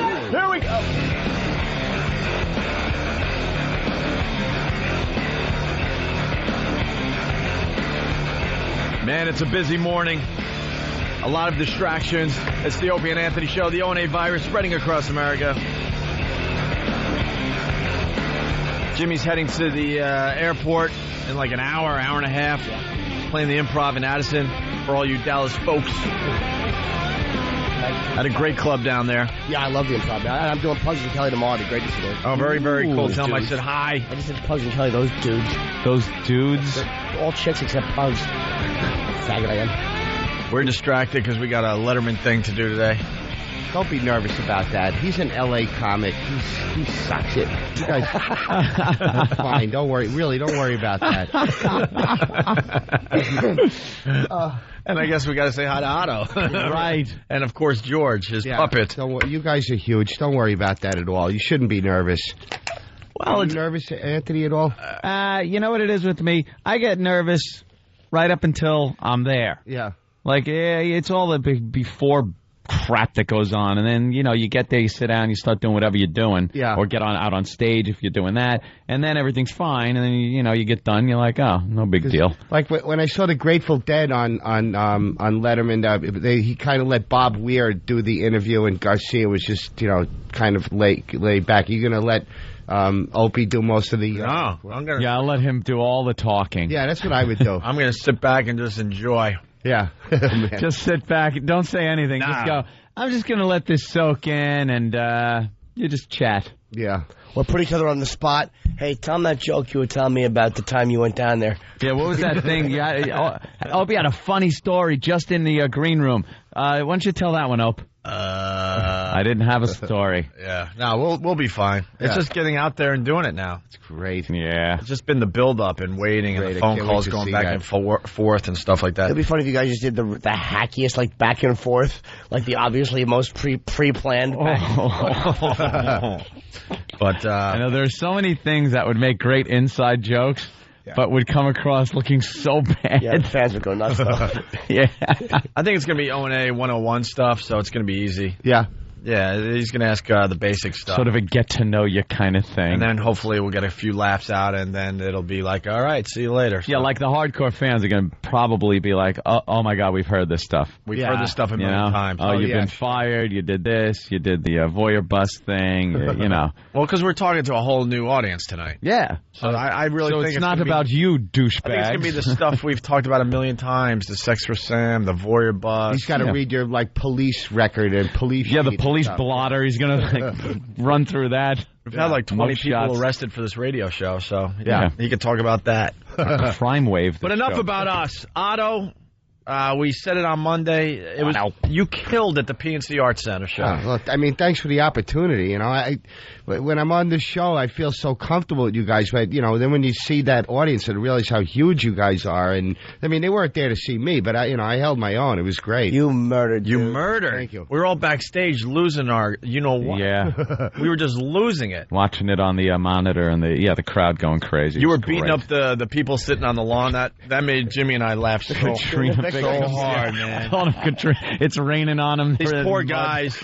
Yeah, they got in late as far as getting tickets, so they're sitting on the lawn, and it was like a misty rain all night. Yeah. Nothing too bad. We were able to get the show in, and then when it was time to go home, that's when the rain really hit. Yeah. But these guys had ponchos on, and the grass was wet, so they started sitting kind of up on the hill, and everybody was slowly sliding toward the shell. So they're miserable to begin with, although they had a really good time, and you're just beating the hell out of them from the stage. They can still hear and see up there, right? Oh, yeah, huge screens and everything. God. Speaking of lawn seats, the Tweeter Center show for all the Philly people. September 9th. $10 tickets through Labor Day. Until Labor Day. Yeah, that's going to sell a tremendous amount of tickets. So it's a great show, and you're doing Cleveland with us, Otto. I haven't been officially offered yet, but yeah. I hope so, man. Pete had mentioned he wants to get you for Cleveland, so. Yeah, I'd love to. Maybe I'll drive down or if I can't get a ticket. Oh, that Cleveland's a fun town. No, we'll have a ball. We'll go out. We'll have a steak. Look at a bunch of black people and 2 white people. What's fun about all the stuff that happened before the show, like meeting Club Soda, Ken's kids. He pulled up in a golf cart. and this guy yelled at him. I guess he was some important guy at the PNC. Was like, "You can't use that golf cart. That's my golf cart. You gotta." And it just to see Ken, handle it like, "I'm sorry, sir," being respectful. I wanted to see him snap that guy's head off. I know he does. He does get very respectful to people when you think he just is going to punch him in the face. He's a true professional. I wanted to see Buford Pusser come at him. Spinning back kick. Well, that's the quiet before he just attacks you. Yeah. Is the courtesy, the overly courteous 6'5" lumbering ox, where diplomacy is just barely keeping your teeth intact. Yeah. Otto, part of your set is up on YouTube. Is it? Getting downloaded Everything's like crazy. on YouTube. Oh, yeah? Is that good? Yeah, it's great. That's good. You want to be part of the YouTube phenomenon. Oh, okay. Yeah, absolutely. So who's that English guy that's coming in here? He's in a movie or something? Yeah, we got to get him in. Oh, yeah. He's been in a few movies. Supposedly he's supposed to do some crazy stunt for us. The English? I'm so. You want to have like a Red Bull drinking contest? Did he? Yeah. Yeah, he was the star of one of my favorite movies of all time. Which one? Doesn't get the recognition it deserves. Snatch? Yep. Oh, okay. Oh, yeah? Have you seen Snatch? So no, I haven't. Oh, Snatch is just an amazing film. Wow. He's Jason Statham. Wow. He's in Crank. In theater September 1st, so it starts Friday. We're going to talk to him in a few minutes. Really fast, let's say hi to Leslie. Leslie! Hey, what's up? Hey, Leslie. Hi. I love you guys. Let me tell you, Saturday was awesome. I had the best time. And Jim Norton came out. The security guards wouldn't let us in, and he came out in the crowd and signed everybody's stuff. He signed my boobs. And Opie, you are so hot. Let me tell you something. You are so hot. Well, Opie. Well, you must have seen Opie. The thing Opie will do is he'll point over his head, and his shirt lifts, and you see that little V he has. How do you not melt? Thank you, Leslie. You guys were awesome, really. It was great. You came out. Everybody came out in the crowd, not like those stuck-up people that we see all the time. You guys were right there with us. We all went out to sign. I think Saget didn't because he had his kids with him. I think that's the only reason he left, because he was with his, I believe he was with his kids. But he's doing the Philly show, Saget? Yeah, he's doing Philly, and Otto was there. We were there. It was you and Anthony. That's who they wanted. They were like, could you get Jim to sign this? And Patrice. Yeah. No, Anthony was there signing and very accessible. Usually it's who they don't think they can get. Sure. So they want the most. Yeah. I've never wanted to start a riot so badly as I did at the awful merch people that work at the PNC. Why? They made us stand in the rain and sign while those two ugly women just stood there and hawked shirts. Oh. It's like the unions won't let you back. We're not going to touch the merch. Oh, it's ours. Let us under the tent. But no, you can't. No, you got to stay out here. I don't know what that's about. I'll tell you what it happens at every venue too. It's like we're not going to steal your stupid shirts. Why can't Clear Channel, who owns these things, just sell their own merch? Yeah. Or why do you have to have them do it? Who's that little English guy that sells shirts for you? Oh, Paul, and his awful hairdo? Yeah. He's good, though. Him and his wife are good. Yeah, they seem very honest. They are honest. That's why I like them. Yeah, they love you, definitely. Yeah, he's honestly an ass. Oh, his head, he has a shrunken head. Yeah, he does. No Filter Paul has a head that belongs on somebody who's 2 feet 8 inches tall. He has a teeny tiny head. Yeah. He would make a great immunity idol on Survivor. I love you, Opie. Oh, wow. Thank you, Leslie. She's still on the phone. You're really hot. I'm not even joking. You are so hot. But how? Let's get into this a little bit. How hot? You're really hot. I'm not joking. You signed my tits for me, and it was awesome. I got a picture and everything. Hold on. So Opie signed your breast. Yes, he signed them for me, and he's so hot. I'm not even joking. Man, I don't know how to hang up on her. Wow, I'm having a hard time hanging up on her. You don't have to hang up on me. I got to go to work anyway, so I just love you guys very much. Like this. What? Or like... Hey, no, don't hang up on her. Like, let me see. Like that. No, how did you get control of that? Like that. Well, what are you doing? There you go. What happened? Is she still there? Hi, how are you? Good. Hey, you hung up on her. Sorry. Well, I have the in case of emergency break glass mouse over here. That was an emergency. Why? Because that call was never going to end as long as she kept drooling over you. She was a big girl through the hips, a roomie. A roomie? Yeah. I didn't see any honeys signing any tits there. I mean, no. I signed her breast. I did it with a spray paint. All right. Tiniest teen stands 1 foot 8 inches tall. Who's that? Well, how tall is George there? George? I don't know. Wow, taller than that. Me. Huh? I got nothing to say. He's taller than that. Why are you sick of this, George? Listen to this jerk-off showering this morning, singing Captain and Tennille songs. My career's going good now. I don't drink. Everything's fantastic. I hate your Jew guts. Oh, God. Well, George, you're part of the team, man. Otto and you killed at the PNC Arts Center. Oh, Opie, you're the hot one. Yeah. And Anthony's not from the school of handsome. Your girlfriend was very sweet. It was so nice. She's a very nice girl. Yes. She's very cool. Great what money can do. Oh, stop. Oh, she's nice. She loves you. Yeah. I know. All right, really fast. This stupid story in the New York Post today. Tiniest teen stands 1 foot 8 inches tall. Wow. It may not be official, but he's pretty damn small. At 20 inches, oh boy. Kahangadra Pamagar. Knew it wasn't going to be from here. 14 of Nepal. 14. What was he, born at the top of Mount Everest? He didn't get that oxygen? Is possibly the tiniest fully grown human on the planet, the Himalayan Times reports. But Tapamagar weighs 9.9 pounds. Cannot get into the Guinness Book of World Records yet because of his age, a Guinness spokesman told the Post. Why? The record holder is Giannis Edwan of Jordan at 25.5 inches tall. He was 27 when the record was recorded. So what, you have to be a certain age to be considered a fully grown adult? A fully grown human? He might have a growth spurt and go up to like 22 inches. Oh, the man. hell is... So he's the kid under wins. 2 feet tall? Is there pictures of this guy? Oh, yeah, it's 1 feet. It's 1 foot 8 inches tall. 20 That's inches. 20 inches tall, yeah. Oh, my God. Oh, there he is. Oh, would I just beat the crap out of him? Oh, God. There he is. We got a picture. Can we get this up on our website? Why do you said bring out violence in you? I would just punch that marionette puppet. He does look like a puppet. Stupid little bow legs. He's born at a place that they should have killed the whole town. Yeah. For like some kind of demonic possession, some curse. I'm sure, half the town was thinking they got to kill the kid, the family. How old is he in this picture, little I don't know. pop-tart? 9.9 pounds. Probably 14. He's probably 14 right there. Oh, man. With his little sandals on. Look at this awful kid. A fist right in the middle of that little torso. Oh, God. Get disturbed, man. I'd keep it in a closet and just yell at it through a hole.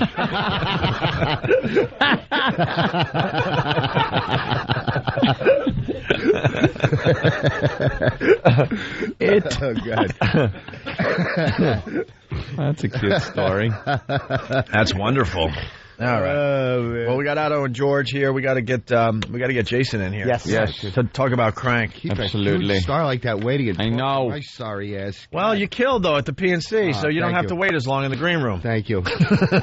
Just kidding. We're Oh, God. Keep James Bond waiting and have my stupid act in here. God. All right, we'll do a quick break and we'll get Jason in here to talk about Crank next. Nice. It's the O&A virus spreading across America. Welcome to the Opie and... Hello? Hi, Mom. Ma, I'm working. I'll call you back, okay? Love you too. Welcome to the Opie... Hello? Ma, I'm working. I will call you back. Welcome to... Ma, let me work. Welcome to the Opie and Anthony Show. Whew, finally. Hear what everyone else is talking about. O&A Uncut and Live, continuing the show on XM Satellite Radio starting at 9 a.m. Eastern. Visit xmradio.com to subscribe. It's the Opie and Anthony Show. Addison, Texas. This is Jim Norton coming at you the Improv this weekend. Thursday, Friday, Saturday, August 31st through September 2nd at the Improv. 972-404-8501. That's 972-404-8501. Jimmy's an ass, and he got the number wrong the first time. That's Addison, Texas. This Thursday, Friday, Saturday at the Improv. 972-404-8501. And I'll be there, and I'll probably go to a strip club after. Thanks.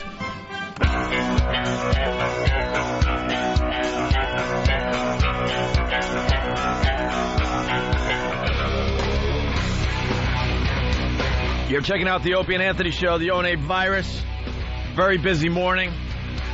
We got to get Sean on the phone real fast from Boston. Sean, what's up? Hey, how you doing? All right.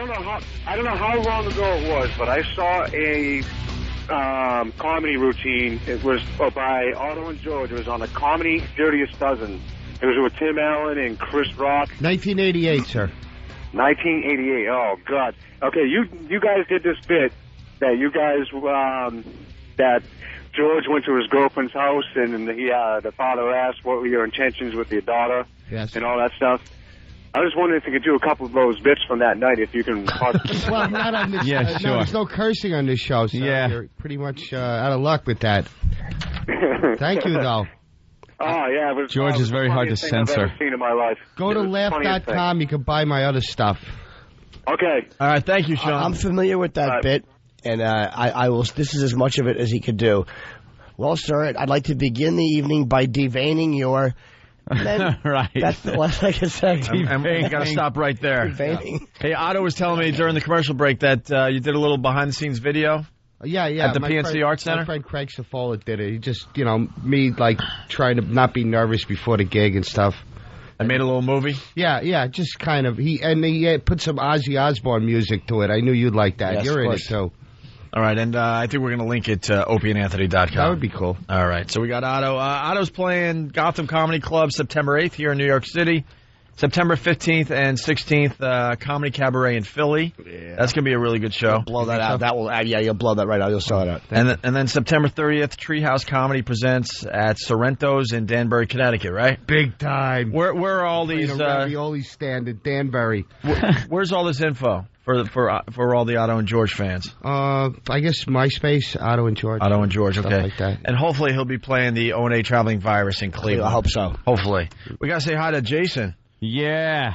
Jason Stratham in studio, the star of Crank. I thought you said strap on then. Stratham. Stratham. No one ever mistakes Statham, that. actually.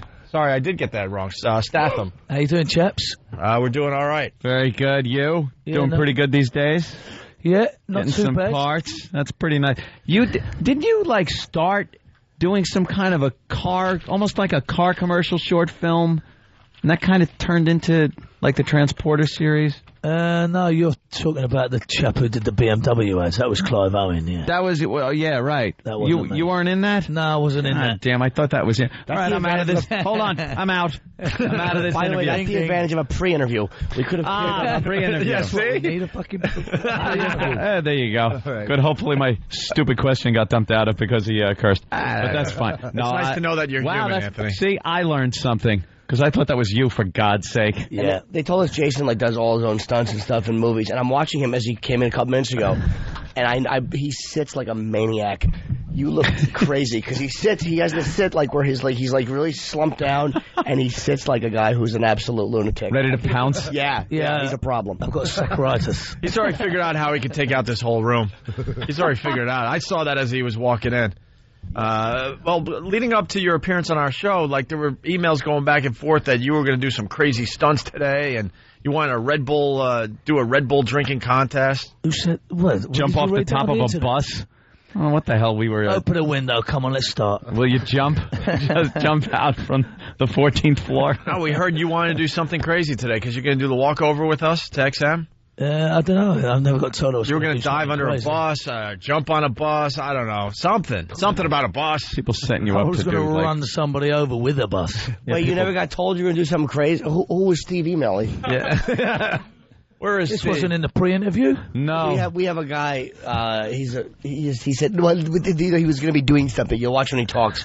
Just ignore his girlish hands and stupid kind of homosexual. As he face. talks to a real man. Yeah. Yeah, right? Yeah. Steve might just break down. You're dreamy. If he starts to swoon, make sure you catch him. He drives a hybrid car. Yeah. So we make a lot of fun. Yeah. Well, You got to make fun of. You got to make Where fun is of that, right? Here he is. Here he is. This is Hello, Steve.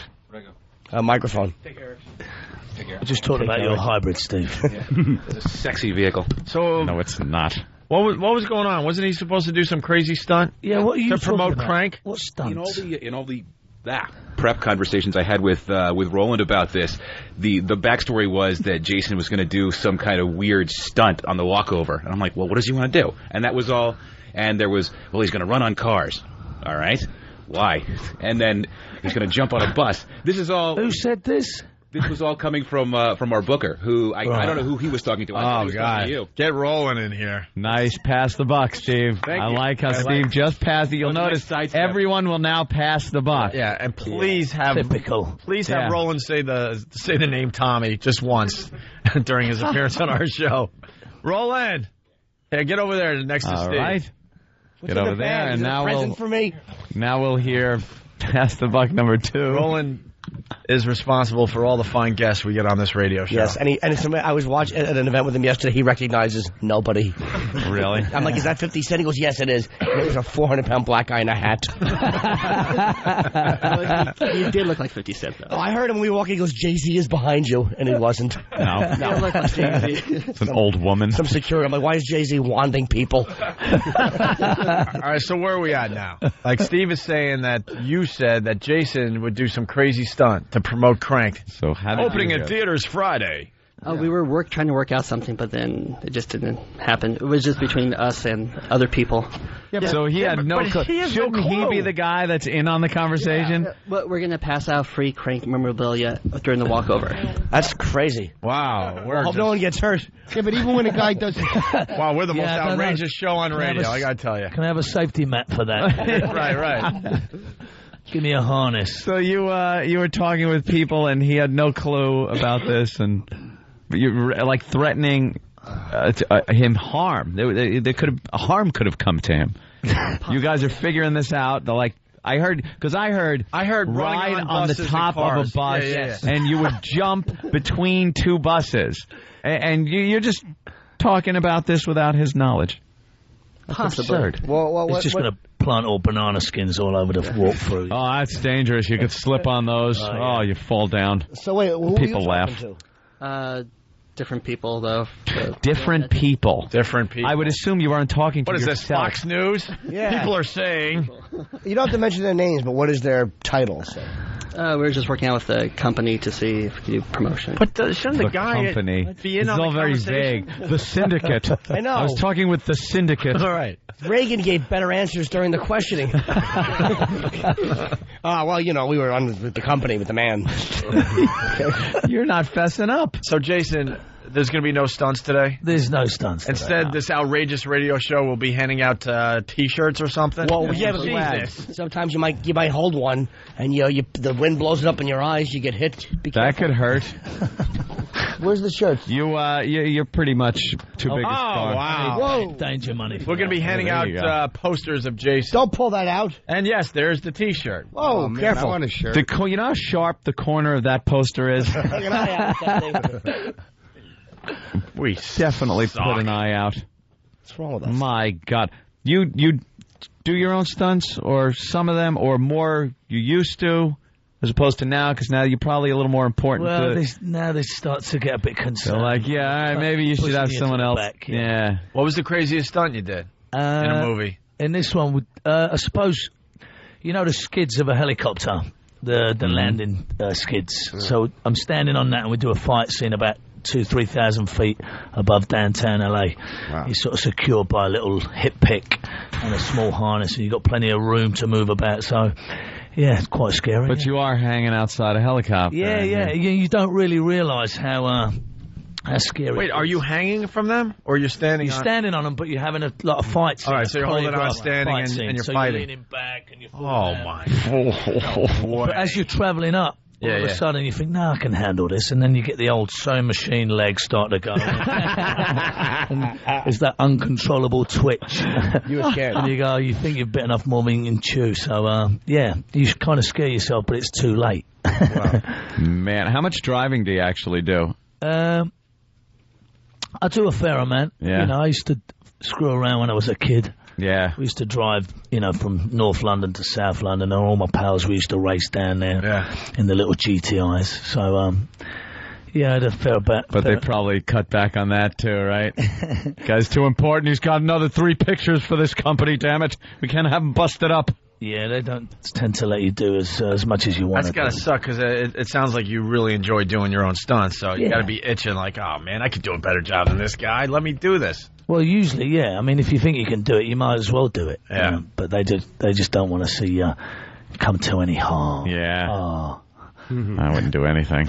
All right, let's say hi to stunt guy to tie my shoe. Yeah, let's say hi to Jeff in New Jersey. Jeff.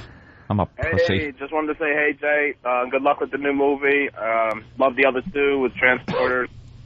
Just excellent job. Hey, nice one, mate. Thanks for that. All right, you have a great day, and everybody else also. Thanks, that was inspiring. That was could have been the best phone call of the day. Let's say hi to Andrea in New York City. Andrea. Hi, Jason. You're gorgeous.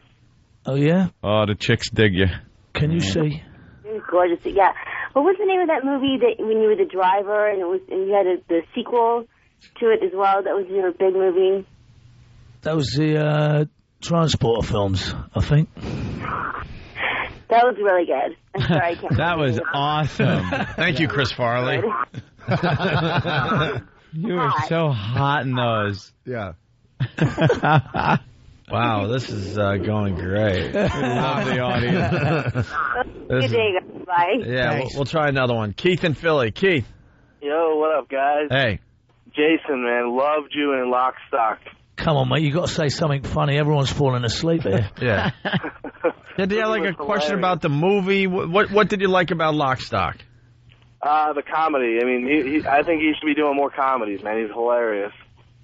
Yeah. Yeah, everybody thinks so. They're splitting their sides over it. Fucking handing out the red noses. Well, no, it's the callers today are a little slow. We get that sometimes. Certain days, the callers just call up and go, hey, Jason, that thing you did, shot on 35 millimeter. Yeah. And they just run out of thought. Yeah. What was that movie where you were wearing the shoes? Something about the shoes. Right. You were running, but the guy didn't come. Heidi. Yes. Help us out here. Let's go. I just wanted to talk to Jason. He's here. Oh, well, he's right here. Talk. Oh, Jason, I just wanted to say that I love your movies. I've been watching you and Guy Ritchie's films, Lock, Stock, and Two Smoking Barrels. You're gorgeous. Your accent is so sexy, and I just love you. Every movie you've ever been in. Nice. Did you like Snatch? I did. I love Snatch. I love that movie. Transporter, but and you love Lock, Stock, Snatch. and Two Good. Smoking Barrels. I like Snatch. We all love Snatch. You got that accent. Before about Opie. He's cute, too. She's fickle. All right, thank All you. right, cool. So you like anybody who's kind of halfway decent looking and has money. I don't blame you.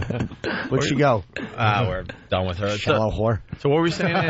No, I'm wondering how you even got into the business.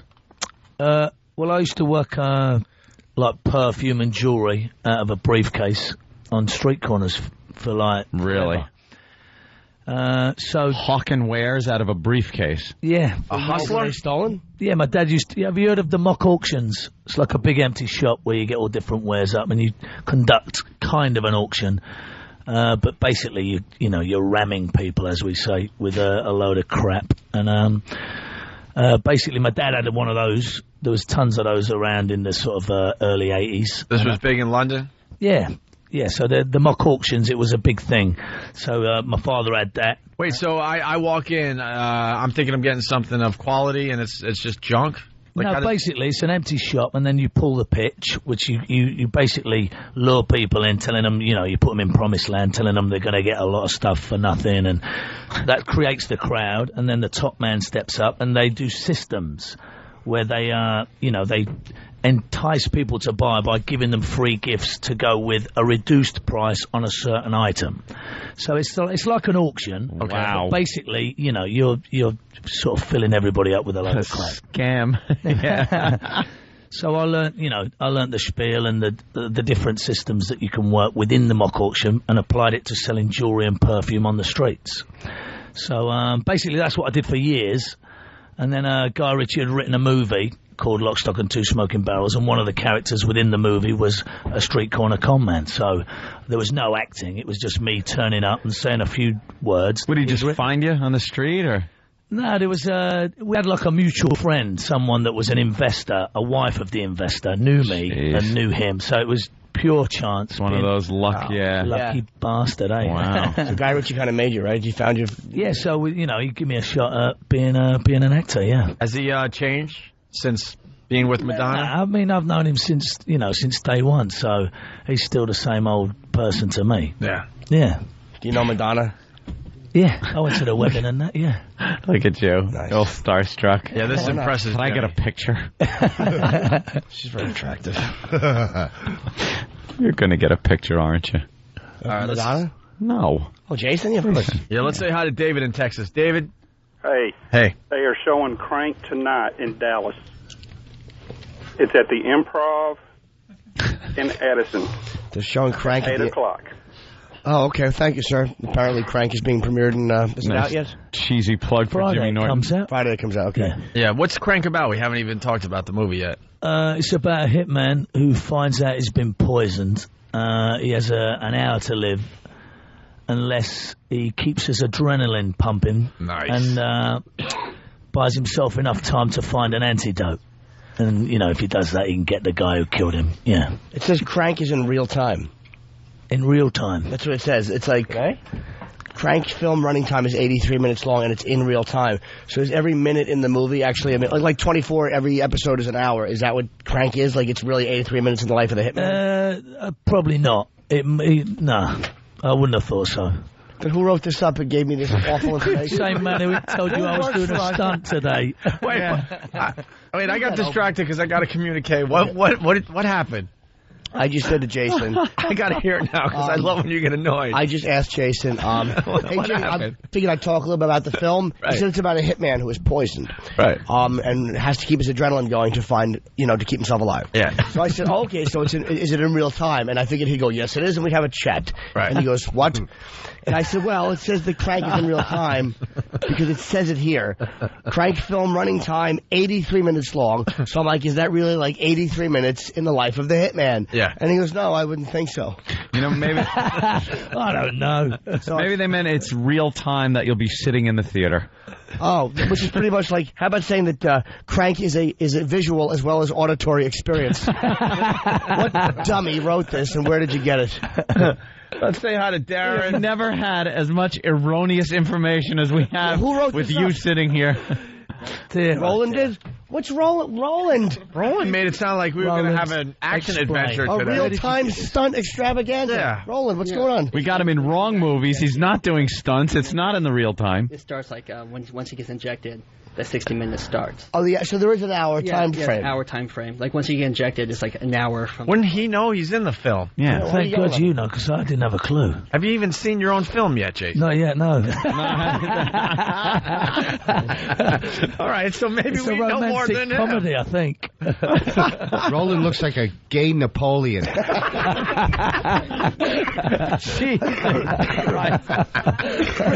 Oh, no.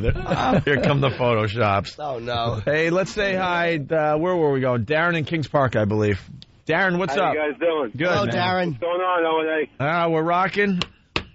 Cool. Jason, got a quick question for you. I heard on the set of The Italian Job, you and Charlize Theron, I heard she, touched the old brajol. What's that, mate? Can you speak English? Insinuating that there was some kind of a romance. You may have got a little piece. Get out of Charlize it. Theron. She's got a boyfriend that I Yeah. know quite well. Justin No, you got your information wrong there, sunshine. No, not at all, huh? Nah. All those rumors get going whenever you make a movie together with, like, attractive girl. Have you been talking Is Wahlberg a fag? Is Wahlberg a fag in real life? What do Is you Mark think? Wahlberg a fag? No. Why would you? Why am I answering? I don't know him. Why would he be? I mean, come on. I know. What He makes looks- you say he that looks like a anyway? fag. Because this guy got one of Roland's sheets. He's reading off it right now. Jason hooked up with Charlize Theron, and Mark came in, but then Mark was only interested in Jay. What did you hear this crap? Hey, we got to take a quick break. We got Otto and George. We got Jason Statham. Crank opens on Friday. You're hanging, obviously. I just got to communicate. We got to take a break because Edward Norton wants to call in and say hi. Oh, nice. You know Ed? Yeah, I know Edward, yeah. You know Edward? Okay, he's Yeah. going to be calling the show in a few minutes here. Oh, great. The Illusionist is out. Is it out yet? Yeah, I just saw it is a promo out. I for saw it last week. Don't ask Roland. The reviews are amazing on this film. I took it on vacation. Everyone that I went on vacation with saw the movie and absolutely. Oh, cool. I'll tell him absolutely loved it. So you'll tell him you took a bootleg copy and let no everybody problem. watch it. Oh, great! What? It was a legal copy, wasn't it? Yeah, it's out Friday wide. God, we got to get rolling on the show more. Wow. It's out Friday wide. Are you sure it's Edward Norton? He probably scheduled me for a phoner. Why are you so nervous? I don't know. I'm tired. Wow. No, that was one of the worst. It's out wide. Friday wide. It's, yeah. Who's calling? Ed Norton. 50 Cent, possibly. It would be greatest. He recognizes nobody. I'm surprised he knows who you two are. What about Mr. Lee? Is he going to be calling the show soon? Mr. Lee? Yeah. Rockstar? Oh, yes. In 2 weeks, he's coming to New York. Wait, what's his name again? Tommy Lee. Oh. Wait, who? Tommy Lee. No, just say wait. Tommy Lee. Tamale. What? What time is Edward Norton calling? Between 8:30 and 8:35. All right, we got to take a break. That's Mexican food, isn't it? Tamale. Tamale. It's the ONA virus spreading across America. Hey, you're listening to the Opie and Anthony Show. Yep. Okay. The Opie and Anthony Show. Opie and Anthony! We got to get right back into this. This is the Opie and Anthony Show, the ONA virus spreading across America. We got Jason Statham. Sorry. I can't say your last name. The new movie's Crank. It's in theaters on Friday. We got Otto and George in studio. And on the phone, a new friend of the show, Edward Norton. Wow. I'm waiting. Here we go. Ed Norton. Edward Norton. How are you? What's up, buddy? There he is. How you doing, man? Jim Norton, my brother. How you doing? Yes, your brother. That was the first thing he said to me when I met him. I didn't know what to say to Edward Norton. I was really starstruck, and he goes, "My brother's name is Jim." I'm like, "Oh, cool," and I just stood there with nothing to respond, like an idiot. Yeah. We have someone. You'd just done the routine about your nipples, I think. He remembers that he saw me at the cellar. It was a really good show, and I did something on my nipples, and he just remembered. I think he commented. Funny. Oh, thank you. It's true too. I can't function without it. And again, I just can't stand when a big Hollywood star recognizes Jimmy. You know what it is? People annoys like me. Edward and myself, men of our ilk, we tend to, band together. Enough of your ilk. Had it with you and your ilk. Hey, we got a friend of yours in studio, someone you might know there, Edward. Who's that? How you doing, Edward? It's Jason. Jason Statham? Yes, mate. What the hell are you doing there? Exactly. Yeah, the show's a bit hard up. They thought they'd get me in. They bring you in for a bit of the old Cockney, right? Well, he was supposed to do some over-the-top stunt for us, but I guess that's not happening. Now we're just going to be handing out posters today or something. For Crank. Sell you a fake Cartier. It went severely downhill. You hear that, though? I'm going to tell you the joke about the guy with the alligator on the bar and the old lady in the corner. I'll tell you, apparently Edward does a really good impression of me, so you might want to hear it. Well, he said something about sell a fake Cartier, so I guess he knows your history, right? Yeah, he does, yeah. I owe him a refund. Jason was the one redeeming factor in the experience of the Italian job. Yeah. Oh, is that a bad one? A bad time? No, I'm teasing him. Oh, it was a great gang. Yeah, that was the best part of it. Is this joke worth hearing? Can we hear it, Jason? No, Edward, if you want to go and tell him. I think nobody can tell it. I can't tell it like Jason. Whenever I tell it, I try to sound like him, and it's not as good. No, there's a lot of swearing in it. Oh, is it funny? Okay. That's great. Of course On the there spot. is. He knows you can't do it. Hey, Roland told us, and Roland has been really weird with information today. He's been giving us all the wrong info. By weird, he means completely wrong and inaccurate. Completely wrong. So, did you just get your pilot's license? Not just, but a couple years ago. A couple of years ago. All right, at least it's the proper information. It's just years old. Okay, Roland made it seem like he got this like yesterday. He's like, oh, it just happened. No. No. Again, Roland is wrong. You do a lot of flying? I do, yeah. Yeah? It's a passion. Got your own plane? I do. Nothing fancy, you know. You're not like John Travolta with a big 707 in your backyard? No. I got to make a lot more big, dumb movies to afford one of those. Hey, can you fly, I guess, what do they call it, instrument qualified? I mean, can you just fly, you can fly at night and all that stuff? Yeah. That's what JFK Jr., when he was flying, he wasn't qualified, so at night he didn't know how to use, like, the night stuff. Was that his big problem? Yeah, he wasn't instrument rated. Okay. VFR, Jimmy. VFR. What's that? Visual flight rules. I'm trying to have a discussion about flying. I don't know anything like technical. I just like this. Yeah, does it have wings? Way out of your element here. I know. I'm just trying to sound smart, so I asked the instrument question, but I said it like a novice idiot that I am. Well, good. So 2 years ago, he got his pilot's license. That's great. You want to talk about his new movie, Fight Club, you idiot? It's got this kid in it, Brad Pitt. He's going to knock you out. Yeah, I hear that kid's going places. I also see now this. I got to ask you about. You've been on David Letterman. I have been. Okay, very good. Me and Opie are doing Letterman tonight. Really? It's our first time ever. Look, he's shocked too. I know. Everyone we tell is shocked. It is shocked. Everyone is shocked. But I need some advice. What do? You walk out there. Are you nervous? You sit down. What's the first thing you do? Yeah, go back to the first time you were on. Yeah, first time. What was that like? The first time I did it was the best time. I can't say why. Last time I did it, I felt like I talked too fast. I think you got to slow down. Okay, don't talk fast. Let me write that on my hand. I'll write that on my hand so I get that. Well, it's the temptation, right? Because there's an audience in front of you. You know you're being watched by a lot of people, and you just kind of feel like this urge to fill any vacuum of silence. Yeah, that's right. Did Dave help you out? Don't keep putting your fingers in your pits and then checking the smell. Damn it! I was going to do that. Did Dave help you out? Was it smooth? He's great. You don't have to. He's right there with you. And did you drink at all before you went on? I did not. See, Luke Wilson told us to drink. Yeah, Luke Wilson said have a couple of Heinekens before you go in there. Yeah, there's that. I'd drink something warm. I'm telling you, it is cold in there. Be ready. He likes his comedy served cold. That's what everyone says is how freezing cold it is in there. Like 50-something degrees. Like he's legendary for liking a very perfect... cold. Yeah. Jim's nipples. They would harden up really nicely. I would wear just like a white T-shirt and show them off. Put Band-Aids on them or something. Some pasties. Oh, okay. That's good advice. Don't talk fast. Don't put your fingers in your armpits and smell them. And slow down. And slow down. Edward Norton, The Illusionist, getting great reviews. Yeah, it's a lot of fun. I think in the vein of ones I've done like Primal Fear or The Score with a good twist at the end. This is it's an entertaining night at the movies. I watched. I'm sorry, man. I watched. Opie has seen it. I have not seen it. I have only. No, I haven't seen The Illusionist. I got. Maybe I shouldn't admit this, but I got a copy because we're in the know.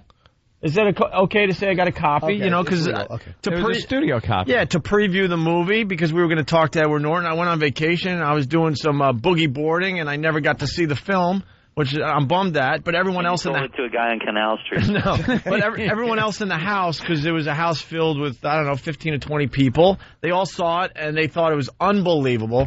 And they were trying to tell me this twist thing at the end. I'm like, don't tell me until I see the movie. Don't ruin it. But they loved the movie, Edward. Good. Yeah, it is fun. There's some great actors in it. Paul Giamatti is one of my favorite guys out there right now, and it was a kick to work with him. And Jessica Biel is hot, and you'll like her. The previews I was watching, we don't have the sound on the televisions here, so the preview just kind of showed you the stage was black and you were doing something and you're rushing and kiss a girl, but it had a vibe like the only description was Magic with Hopkins. That was for some reason what it reminded me of, that just like a really chilling, creepy kind of vibe. What type of character are you? It's a little more romantic than Magic, but it is a dark mystery. It's kind of got elements of the supernatural in it, and it's a lot of fun. Let me ask you this: as an actor, what I do is I basically, I'd like to talk acting with Edward Norton because that's what I need help with. All right. I basically read dialogue and I just pray that they can't see through my flimsy performance. It's an honest assessment. That's what I do. It's just like, blah, blah, blah, blah. All right, they said rap. All right, good, we're done. Are you like... My turn. Yeah. I love that bit. That's what I do. When they're talking, I just think, not my turn. And then I hear my cue word and I go, talk, and then I stop, and then hopefully they'll talk without yelling, cut, redo that. Are you like, I know this is like a novice question, but are you consider yourself a method actor, or what like method do you use, or do you not use one in particular at all? I never. I mean, I think that's a word that gets tossed around a little too loosely. I'm not sure. I'm not sure I believe in anything for everything. You know what I mean? I think it's like. I think everything's. I mean, the method acting doesn't help you much on Death to Smoochie. You know what I mean? It's like so. So I think you got to tailor it to the moment. We were doing a lot of method acting on the Italian Job, weren't we, Jason? Oh, tons of it. I mean, we were deep inside those characters. Wrote very deep. We were deep inside those Cooper Minis. Yeah, some tells me there are stories that go on with those movies where there's a big crew of you guys hanging out that just will never, ever get out. Some of those stories. Just cruising around foreign countries. Sworn to secrecy. Impregnating women and... causing problems. Jason got out of that That tells you not to tell him anything. Yeah. Jason seems like, this is my impression of Jason, like when he came in, he seems like a really nice guy, but who has a switch where he just turns into a sociopath immediately. Jesus. Yeah, so he just seems like he's... Yeah, he's giving you that look now. Pass me that sharp knife. But he like seems like he's... Bixby thing, you know, don't make me angry. You won't like me when I'm angry. Is that what he's like? Is he pleasant for a while and then there's a problem and he just starts biting people? I don't know. Somehow I stayed on his good side. I'm a peaceful man. I'm into knitting and flower arranging. He's another one of these guys that would headbutt you. Yeah. We were just talking about this the other day. You would headbutt us, make it hurt real bad, and smile the whole time. Any guy from England with a shaved head, we all assume is a soccer hooligan or something, where there's just headbutting going on and then beer drinking and laughing. Who was that guy, Jason? We talked about the gent. No, who was Lenny Lenny McLean. Lenny McLean, right? Yeah, he was a method actor. Yeah. What was he? No, he's actually a bare-knuckle boxer. But I can remember in one of his interviews, someone said to him they were interested in his technique. And they said to him, they were saying, like, Lenny, is it true you never went to drama school? And he went, listen, I've had 1,000 barroom brawls. I've been shot 4 times. I've been stabbed 12 times. Isn't that enough drama for anyone's fucking lifetime? Wow. When I can, like, you know, you look at other men, like what they do, and you realize you're in the same kind of genetic competition. It's like that's what I'm up against. Like as a male, to survive, I'm a girl. I'm a girl. That's good. You're a nice, self-confident girl. Well, you know, it's just how the DNA's mixed. You know. What are you working on right now? They said you're shooting something right now. No, I did a film with Naomi Watts that we made in China last year. That's coming out later this year. I actually like a lot, and but I'm taking a little break. Okay, you're relaxing. Yeah, you're just trying to do a movie with every hot chick in Hollywood. Is that your goal here? Well, it took me like 10 years to realize I was making movies with all the wrong people. I was like making movies with Jason and Mark Wahlberg and Brad Pitt, and it's like that's not sexy. Good decision, man. And then you do one or two with one of these girls, and you know you go, wait a minute, like what was I caring about artistic? Ambition for it. It's like this is what it was. This is why I got into this in the first place, to meet girls. You know. Yeah. That is at least honest. That's great. I mean, that's why most guys, I think, become entertainers of some sort. Is you get tired of seeing chicks run off with jocks, and you decide this is what I can do. Jessica's ridiculous, huh? Is she just so hot? See, I didn't know when we were going to make the movie. I didn't. If I'd known she was like the whatever, Esquire magazine sexiest woman, I would have paid more attention to her. No, I'm kidding. Yeah.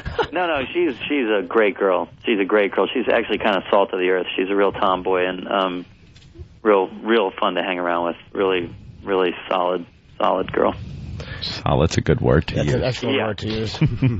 Well, dude, this is what you got to do. When you're working with guys like Brad Pitt and you're working with guys like, that handsome, you got to work with really awful-looking people. You don't want to surround yourself with Mark Wahlberg, especially. I mean, even though Dirk Diggler is not his real life, every woman wants to find out if he's really packing like that. So you got to surround yourself. Like I was on a show, and I'm mediocre to horrible looking.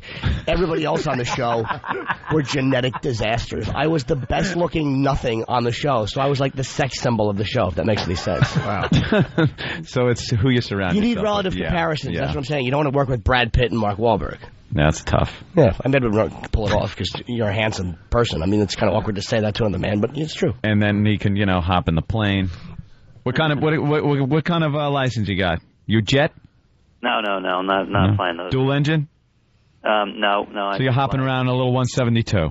No, a little better than that. A little faster than that, but Okay, I figured that. What is your maximum distance you can go with it? Like, can you fly to actual locations or no? yeah, I can go maybe 1,000 miles. Jesus. The studio must love when he goes in the air. Oh, Yeah, Jesus Christ. Oh, when does he land? What time? Call me as soon as he lands. Call me. As soon as he touches. Did they make you sign stuff like that you won't fly while you're shooting this particular film? You know what? They probably do. I can't really remember. I love that. Look at things that he signs. Got lawyers and stuff. Do you find yourself not flying at all when you're in production? Well, last year I was when we did the Illusions, we were in Prague the whole time, and then I was in China. And not a lot of civil aviation in China. Let me put it that way. Yeah. Shoot you right out of the sky. They don't really like people flying around looking at things. Yeah. You take a little friendly flight. There's F-14s tailing you. It's probably not smart. Yeah. American plane in China, sure. All right, we're running out of show here. Yeah, really. Edward Norton, The Illusionist, opens on Friday, right? That's right. Yeah, it goes out wide on Friday. Yeah, it's getting... He heard that. He heard Rollins. Yeah. It's getting just great reviews. It's just another great film that you're in there, Edward. Thank you. And I highly recommend I everyone hope people go see check it out. Yeah, I think they will. I really do. They will enjoy it. We're big fans, man. We're really glad you called in. Absolutely. If you're ever in New York, you got to stop there. Yeah, you live in New York? I was reading just as we're doing this that you still take the subway? Yeah, all the time. It's the fastest way to get anywhere. You know that. Yeah. But do you get recognized on the subway? Now and then, but they know I'm friends with Jason, so they leave me alone. They leave you alone because there's a problem. But are they looking at you like, that's Edward Norton, he's on the subway? Like, God, that guy looks a lot like that guy in Yeah. Fight Club. But it can't be, because he wouldn't be on the subway. You disguise yourself? I mean, it depends on where you're going. Yeah. See, I don't on the disguise. subway, I would think you would have to, wrap yourself up. Dude, I'm so desperate for attention. I actually get on the subway holding a microphone and a little PA in case people don't know what I do for a living. I need any angle to get into a girl's pants. Comedy's the only way in. He's got the Ed Norton mask. I can get you a mask. Hey, anytime you want Give me a mask of you, and I'll give you a mask of me. All right, so that means that I'll get laid and you'll never get work again. If we I'll get into the Comedy Cellar, though. Oh, you come to the Comedy Show whenever you want, man. We'd love to have you come in here, too. Whenever you want, it's like an open invitation. That's right. Jason, where are you? I'm just stuck out here for another day, and then I'm coming back over to LA. To L.A.? Yeah. All right, well... And his movie, Crank, starts Friday as well. Oh, there's a little competition here. Nah. By the way, I told you I saw your movie, didn't I? Which? The Illusionist. Oh, no. No, I thought I told you when I saw you the other week. Yeah, it's brilliant. Oh, good, thanks. Yeah, it's superb. All right, so you go I'll see... catch Crank when I get back. Yeah. Do we get some good martial arts in Crank? Not really. Not a ton of fighting. It's just a bit of fun, It's like a silly sort of video game type film. Wow. Yeah. Not many girls apart from Amy Smart who does take it over a newspaper stand. In a very Nice. lovely way. Really? He's got to keep his adrenaline up. It's a funny scene, actually. In front of 250 extras, you got to try and, keep your hairy ass out of sight. Oh, really? Nice. Well, I don't have a hairy ass, so I wouldn't know. Oh, you shave it, yeah? Must run in the Nortons. Yeah, I'm actually a very smooth-bottomed boy myself. It's the Irish. All right, Edward Norton, thank you. It's always a pleasure. All right, see you guys later. The Illusionist starts Friday. Good man. All right. Bye. And Jason, it was great meeting you. Nice talking to you. Absolutely. Pleasure, man. Crank is in theaters on Friday as well. Jimmy. Good luck tonight, man. I won't see you guys until Tuesday when we're back. But you guys are doing Letterman tonight. I'm doing the Dallas Improv. And Otto, are you anywhere tonight? No. Be home. Okay. All right, Otto. You can check Otto out at his house. Otto's actually flying to Dallas and doing a guest spot, so if you just like Otto and you hate me, come down to see him. There you go. I'll explain this all in Texas. Check out Otto and George on MySpace. All right? Thanks for listening, guys. We greatly appreciate it. If you're not joining us over at XM, we'll see you tomorrow.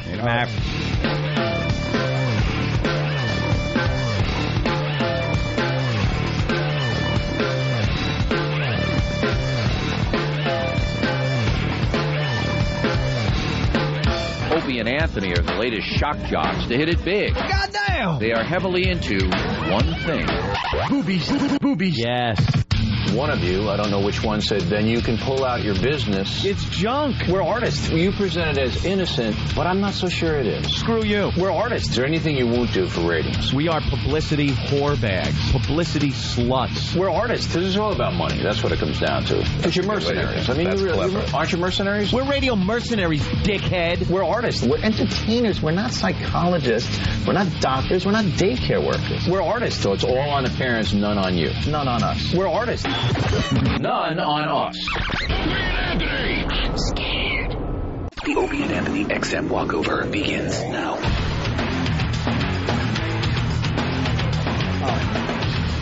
It's always headphones or microphones or something phones. Here's Otto. So I just took the elevator down with Steve, and there was a lot of controversy. Where's Steve? What's the problem?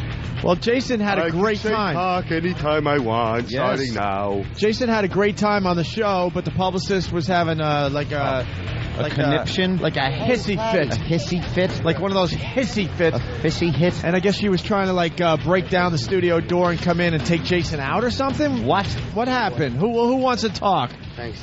He doesn't want to talk. We're open for Friday wide. Yeah, he doesn't want to talk because he got his ass chewed out. I guess Jason was initially supposed to do the walkover. I don't really know the background, but he was supposed to be on the walkover with us, and when they heard Roland on air, one of the entourage got all pissy and decided that Jason had to leave immediately after the on-air thing up at Free FM, despite him having a really good time, which was obvious. But they pulled him out of here, and they were all upset with Roland for going on the air, and I don't know. Why? Going on the air with no sense. Going on the air explaining that Jason was going to do that whole stunt thing. Yeah, but that's all we heard about for weeks. Come up with something. Come up with something. She's over there on the phone. Oh, really? Is that her over there? I don't know. So what's the problem? I guess nobody conveyed all these conversations that were going on. Nobody conveyed these to Jason, and this was the first he was hearing so about now they look bad to Jason. So it doesn't really concern us. They look silly. They were mad so that they're blaming us I think. now. But he looks like the type of guy he couldn't care less. Oh, he was just having fun. He had a great time. We had fun with him. He's a great guy. New pal. Yeah, he had a lot of fun, and they were mad that they got. What, Roland? Jason asked for an XM so he can listen to you guys wherever you go. And he will get one. Absolutely. Yeah, mine's portable. Yeah. What did Otto call Roland today? Oh, yeah, the Gay Napoleon. The Rod Steiger version. Gay Napoleon. Rod Steiger. Holy shit. That's funny. All right, let's trot. So there's a little controversy, I guess, is what we're trying to convey to everybody today. Try to get into some sunlight or something. If the guy's going to do his own stunts, they still have to know the guy that's driving the bus. They can't just do it with any fucking bus. Right. Yeah, the hell do they think? Oh, we hate publicists. Why is it August? You seem down to earth, though. 31st. I realize it's the last day, but it's still considered August. Why is it fucking freezing? Look at Anthony just walking ahead of us, just miserable. Miserable because it's not hot. This summer stunk. We had one heat wave, and they all jumped on the global warming bandwagon. Everybody, stupid Al Gore, global warming. It's fucking August 31st, and there's frost on the ground. Yep. Yeah, well. All right, I'm exaggerating, but it's cold a little. It's chilly. All right, it's not hot. I'll go as far to say it's not hot. Yeah. It should be. Global warming, my ass. Publicists are just the worst in general, aren't they? Well, absolutely. Always just killjoys. Maybe this guy will accidentally back into a dry cleaner and wash those fucking pants. Where's he from? Is he just a fan? Oh, Cooter? I don't know. Who's He's the guy got something going on. Who's the guy with the big cap? He's got a monopod. Yeah, he's here a couple times on the wall. Yeah. So he has plenty of pictures of us? That's good. Well, you freelance, my friend? Little freelance. What's... Ah, there you go. What happened? Oh, yeah, Otto and George do the Route 57. I don't know. What does he want me to do? Stand up on the corner. Yeah, the Route 57 tour. Watch your back. Yeah, it's a bus. I know they're hard to see. Guy has filthy hands. What is he wants me to do my act now? I don't know. He said he was looking forward to stand up. You ever get any big pictures published? Yeah, I'm standing. Anything big? What's the biggest picture? Nothing big. Small stuff. Oh my God. Small stuff. Hey, how you doing there, fella? How you doing? Hey, look at Tardy. Hey, Pat from Unaki. How you doing? Wow. He's got skinny man legs. Yeah. Wow, look at how emaciated those are. Look, he's taking pictures of his legs. He looks like waxed fruit. Disturbing. Waxed fruit. Why does that guy with the video camera, his hands are like Rory Calhoun in Motel Hell? Oh, God. Just fucking dirty human planting fingers. Motel Hell. I don't like the fucking nurse's hat on your lens. It's really annoying me. All right. This way? Should we go this way? What is this guy selling? Hey, what are you selling today? What are you selling? Oh, handbags. Yeah. Great. All right, thanks for talking to us. Well, I'm sure that those are legitimate. He's probably working for Bloomingdale's. Yeah. He's just bringing some stock over there. Yeah. Hi. Hi there. Oh. Look at the little baby. Hello. Little baby. You know what we used to do with those? We'd stick their head in gravy, and then you wash it off with bubble gum and send it to the Navy. Because you get it? No. Oh, you're from little England. bitty baby. You're a nanny, are you? No. Pat from You're a mommy? Granny. A granny? Yeah. Well, that baby's adorable. What's the baby's name? Ben. Ben? Ben? All right. Dude. You couldn't tell she was from England? Just look at her teeth. I could tell. Where in England are you from? London. Oh. Hello, Ben. Hello, Ben. Look at him looking around. He doesn't know what's going on. No. How old is Ben? He's 1. Oh, he's big for 1. He was 1 yesterday. Oh, happy birthday, Ben. Happy birthday to you.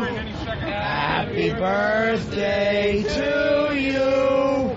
Happy birthday, dear Ben.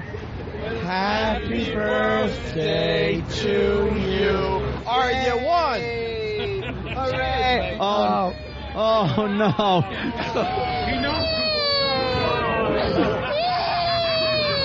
We're sorry, Ben. Ben. Oh, jeez. Ben. Oh, Jesus. Oh, my God, we suck. What did you do? He's not used to the paparazzi traumatizing him. Oh, God. He's not crying anymore. Let's get away from Ben. All right. Poor Ben. I know. You want to rattle or you want to see an attorney? Thank you. Hi, Ben. There we go. It's okay, you little guy. An innocent child His crying. whole life Poor now is going to He be... shit on He himself.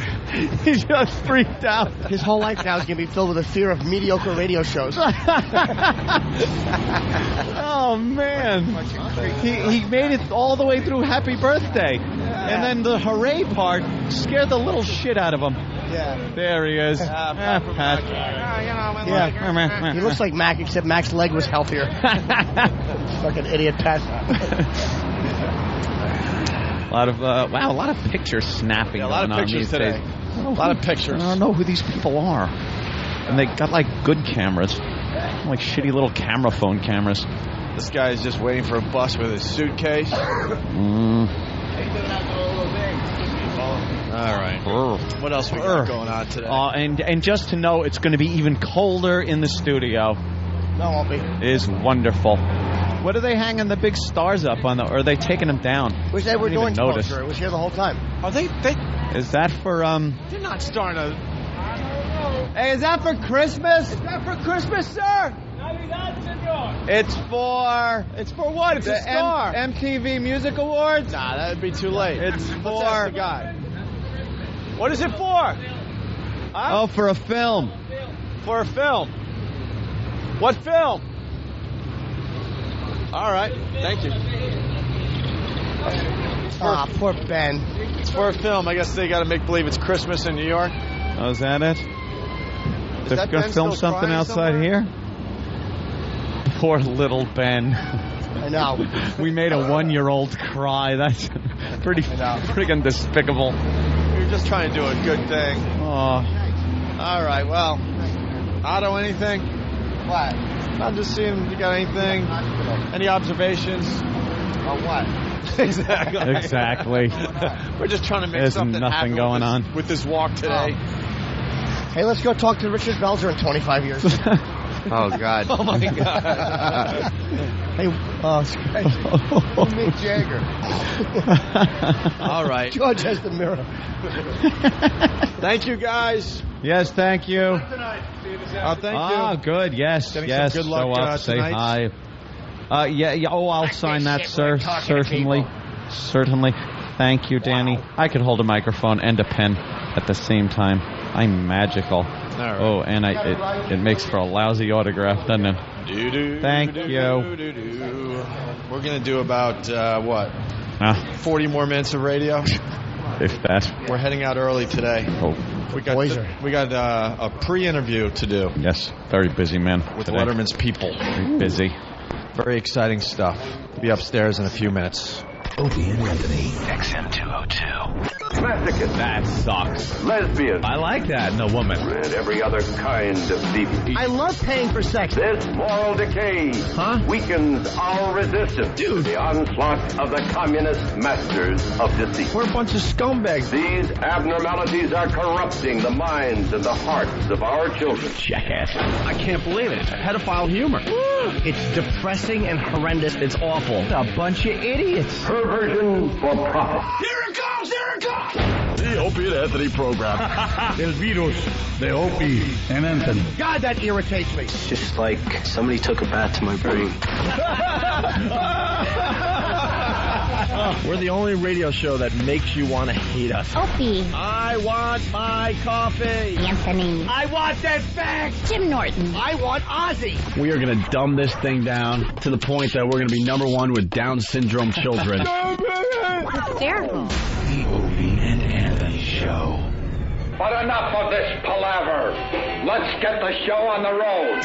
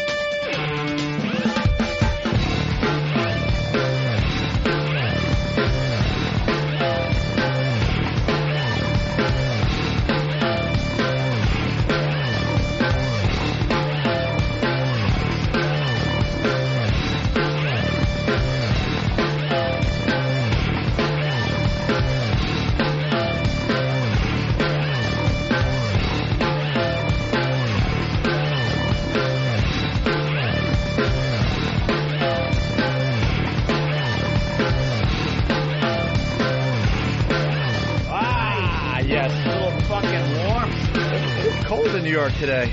Nicer in here today than it is outside. God, I'm starting to get pumped. Pumped! It's going to be fun tonight. I am so annoyed that Edward Norton, knows of Jimmy Norton. And, knows his act and... that shouldn't bother me. I should be happy for Jimmy. But it just bothers me because he's such a huge actor. Yeah, but Jimmy wants everybody to know him. Yeah, but that doesn't mean... You got to give him one. Who doesn't, And then when someone does like that, I don't know, who's the biggest celebrity that knows who you are? And not through this program.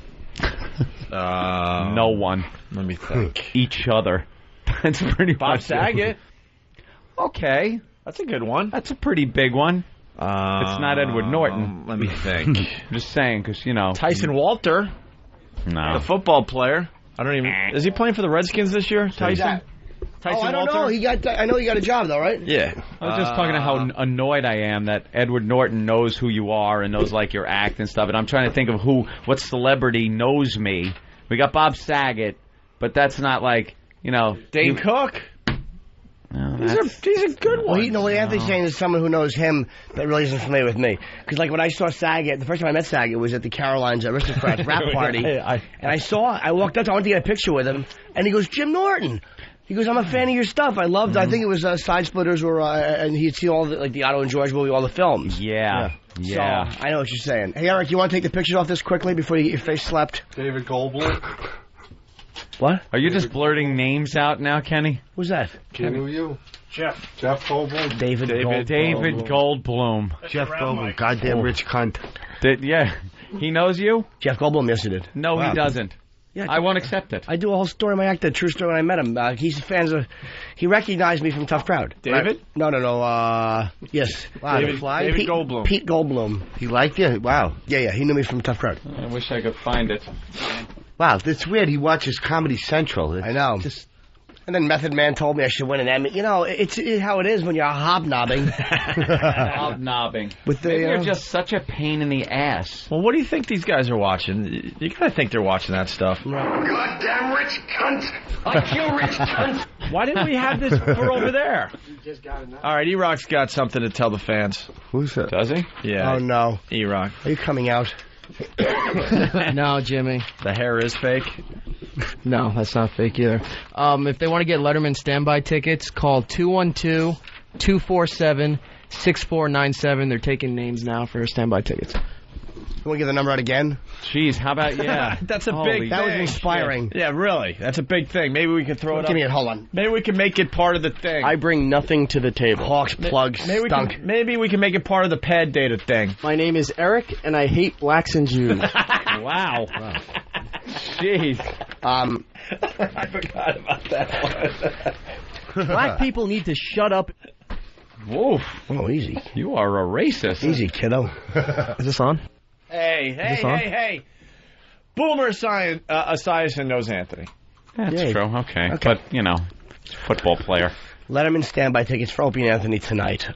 There's going to be people there, but you never know. Sometimes there are fallouts and people don't show up because a lot of these tickets are bought or saved in advance by tourists who don't wind up making it to New York. Because years in advance, sometimes they they write in for these tickets, they get them, and then they don't show up because perhaps they were killed. Yeah, hopefully. Or perhaps they don't show up because they don't know who Opie and Anthony are. Right, and they don't care. We wanted to see Jessica Simpson. Do you know if you're first guest or second or who's Juliana on Moore. Juliana Moore is on with us, and I'm sure we're second. Yeah. Well, the thing is, a lot of times, let's hope that a bunch of people are going to come, and the matriarch of the family found a softball-sized lump in a bosom and couldn't make it, so there will be some open seats. Right. Call now for standby tickets. You do at times get in with these, believe me. 212-247-6497. That's 212-247-6497. Today outside the Letterman Theater. What time is you guys actually getting in? And if you idiots aren't near here or can't make it, don't call for the tickets. What time are you guys doing it? Because it's not. A lot of people are going to think it's shot late. It's not shot late. 5 p.m. or something. We have to be there 3:30. It's like between 4 and 5:30, something like that. We'll be inside by 4. Okay, so you should pass your fans, actually, not just pass, but also you can't read the card. No. All right, whatever. What happened? Well, they're trying to take my pictures off here from some of the MTV photos I got yesterday, but apparently it's not working. What's Roland doing? Damage control? Mad video. What is wrong with people? I don't know. Roland looks like a jack-o'-lantern. Momo. Or a jack-o'-assern after. Opie. Yeah. What the fuck's wrong with you, man? Why? Why didn't you let me talk to Ed Norton? You were on hold with 100 people. Yeah, what do you want to say? And it's Edward, stupid. That's why you didn't get through. His life being called Edward. Edward. He's my favorite actor. I have very rarely been able to talk to big stars like that. Okay. And then I call up the one time, and you don't put me on. Wait a minute. You know what? How am I supposed to know that? First of all, you got through to the past the screener, and you were on, and I could have went to you, but we had everybody calling. Yeah, I hear you. But you know what? I've been there from the beginning of XM when no one else would love. Who is that? Some bum. Babbling idiot. We'll just meet. What time you want to leave, Bob? That's all right. You got a pack. I wonder what he would have liked to have What's asked. going on? 10:15. They're planning their departure. 10:15 for a 12:15 flight. What's wrong? Okay. Get there early. All right, yeah, I gotta go. I gotta go home and pack. Yes. You can't leave yet. Pack? Jimmy. I have to. I gotta finish packing. 10 more minutes. How did you not pack? I have most of it. I gotta finish. All right, let me pull the truck around and I'll call you in 15 minutes and you come down. No, I'll just meet you there because I'll get home faster. By the time he gets the truck and the whole thing, he talks to the guy. It's a nightmare. Oh, it takes Just forever. meet me there at like 10 after. Yeah. Let's say hi to Brian. Brian? Hey, Brian. Brian. What's up? Welcome aboard, Brian. Hey, Brian. How you guys doing, man? Better now. Opie, you gotta change your saying from "I'm a black ninja" to "I am a faggot" because you had nothing to say to Jason when he dropped the F-bomb twice on CBS. See ya. what's that? Well, because it was. No, you know what? You can't even really hear the fuck when it's the English accents that thick, you know? What was I supposed to say? We're trying, like when guests and people now curse on our show, we're pretty much not stopping the program because we know, we're not going to stop because we know them. the people with the XM are getting it. And we know that it's being taken care of down the hall, so it's not going to go out over the air. But we're not going to stop the flow of the conversation. He wanted me to stop the show and go, Jason, don't curse because they're dumping out, which I do from time to time. But also there are times we just let it go because we're in the middle of a flow and the XMers are hearing it anyway. They're not missing out. I gotta go. I gotta take a phone call first. Yeah. It's a banana, people. He picked up a banana, That's put a it to visual, his ear folks. as if it were a phone. That's a visual. Oh, that is hysterical, though. Getting a little punchy. So tonight I'm going to the Dallas Improv. Guys, have a great show, man. I'm really Thank you, James. And possibly a strip club afterwards. Ooh. The Lodge. Maybe, but I think I want to watch Letterman. Nice. And Legs and Eggs.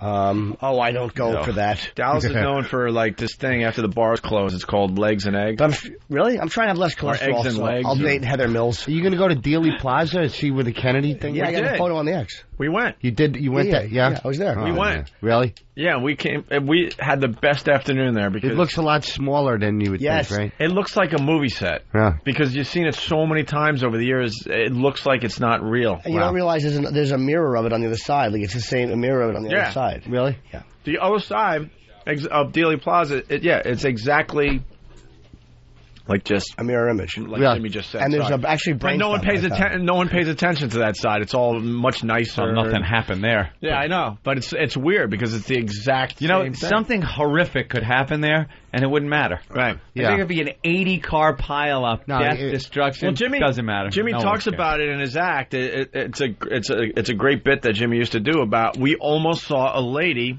buy it as she was trying to get her picture on the X. Really? Because they don't stop traffic. There's a red light at the top of the hill.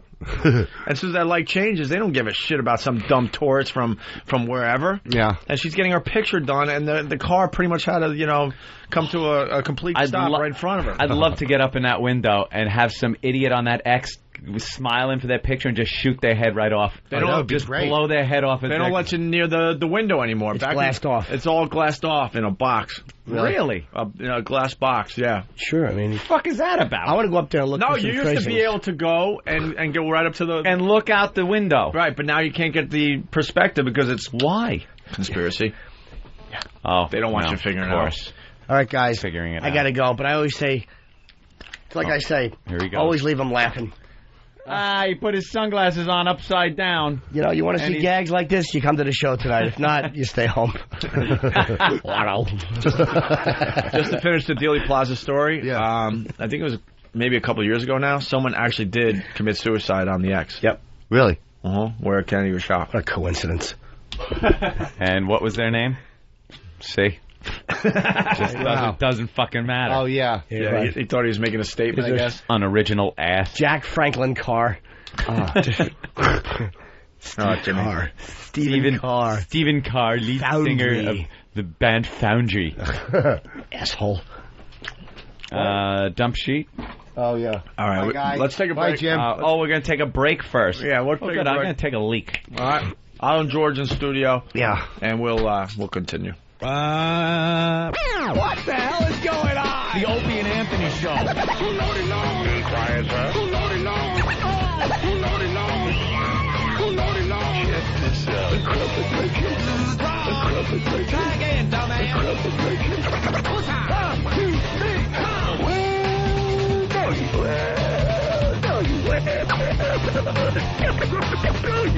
Big yellow one's the spot. Yeah, big whoop, no one cares. Go F yourself. Okay, Jenny. Oh, man, this is so tense. yes, sir! Thank you very much.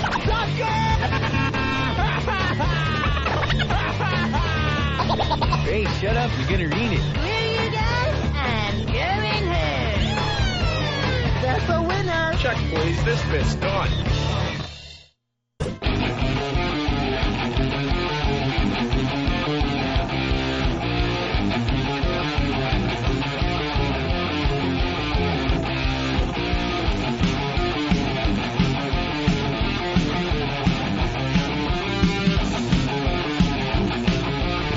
Thank you. It's the Opie and Anthony Show. A lot of distractions today. A lot of excitement in the air. We're pumped. Beyond pumped. Like even that CNN thing? Oh, yeah, all right. We do have that. ILikeToListen.com. Yeah. We do like poll questions. Poll. ILikeToListen.com. You go there and you take a poll. And then someone wins something, I think. Oh, fuck. What do they get for doing this? What's the motivation to the Opie and Anthony fan to go to ILikeToListen.com? Make E-Rock happy. It makes E-Rock happy, which makes who happy? Latest question. I don't know. What is the latest question now? How do you rate this vacation's worst of? It was effing brilliant. Directly reflect. It was good. It was just okay. It sucked. I'm a crybaby. Who heard all this before? Play something different. Wow, I can't wait to go home and log on to ILikeToListen.com and take the poll. I don't know. I'm not sure if I should. I'm going to go with it was good. I don't know. What was the choice after it was good? Yeah. It was just okay. I didn't listen to any of it, but I'm putting it was just okay. This is a self-serving question by E-Rock. Yeah, it really is. E-Rock is the guy that has to come up with the poll question. Harumphs from the other room. Did you see that? Harumphs all around. All right, maybe Pest Poll number 2 will be a little better. All right. This is on ILikeToListen.com. When do you listen to the O&A show? It's an exciting question. When do you listen? When the show is live, during the replay, or I record it and listen when I feel like it. Holy shit. I would think. Can you get the results now? I hope so.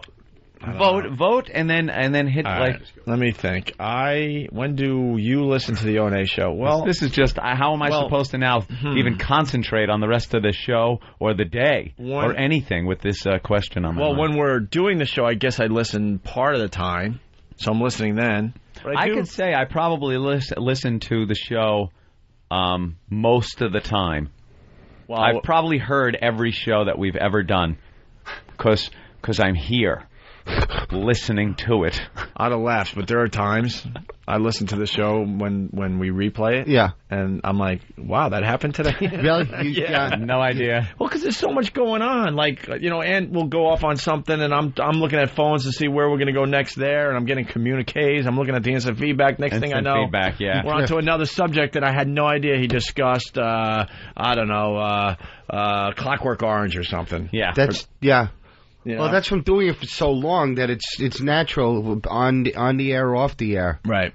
But I notice a grim silence when you guys go to a commercial. You really have no relationship. None of you three really ever talk to each other. It's like grim silence. Yeah. You know what that is, though? It's everything we want to say to each other, we want to say on the air. why waste conversation that's not being heard, right? Yeah, I purposely try not to talk to these guys during the break. That's weird. That's strange. But, I mean, Ant and I will at least go, hey, you want to touch on whatever next? We'll do that type of thing. But to actually talk, because we might talk and it might be something really entertaining. And then like, oh, fuck, man. It should have been Mike. Yeah, let's recreate that in 3 minutes, and then it sucks. Yeah, it sucks. You can't. You can't. We talk in the bathroom, though. Yeah. Like when we all three go to the bathroom, Jimmy will pull his pants down to his knees and like take a leak like a 5-year-old. Yeah. And we'll laugh and talk in there. Wow. But I guess we need to be in a bathroom. Yeah. Wow. Rest stop. All right, I'm going to click when the show is live is when I listen to the O&A show. Wow. All right. I'm going to submit. And now you get a percentage? Wow. This is unbelievable. When do you listen to the O&A show? Here's the poll results. When the show is live, 37% of the people answered with that. During the replay, 38% of you answered with that. And I record and listen when I feel like it, only 25%. But this is the sad part. 4,400 dummies actually answered that question. Wait. More people listen to the replay than when we're doing this live? Oh, yeah, I totally believe that. So can't we not do it live and just play the replay and sleep? You have to record it at some point. Shit, you're right. Thanks, Otto. God. Like Otto actually answered me. That was good. And how do you rate this Vacation's Worst Of? It was good. Has 39% of the vote. All right, Pest Poll question number 3. This is from ILikeToListen.com. Can we suck the client's dick any harder? Jesus Christ. Is that the question? Oh, it should be at this point. These are who gives a shit? Who makes up these questions? And we love this. Is it E-Rock? We love the guys that, are behind ILikeToListen.com, but we really got to figure this out better. All right, the third question. How is Dave from New Jersey doing with all the show parodies? Whoa. What is his latest parody again? The Club Soda Candy? We can't play that because he's not here. I love his stuff, right? I love his songs and stuff, but really, are a lot of people going to know that it's him and which parodies he does? And at this point, right, early in his career here like this. What's the name of this one? Sicking the Pests on You. Sicking the Pests on You. This is Dave from New Jersey. So now we're sicking the pests on you. Oh yes, you're gonna regret what all the pests will do to you. You made a real big mistake. It's real, the pain you feel. Quickly, you'll be suppressed, and they will not ever rest until the pests get you.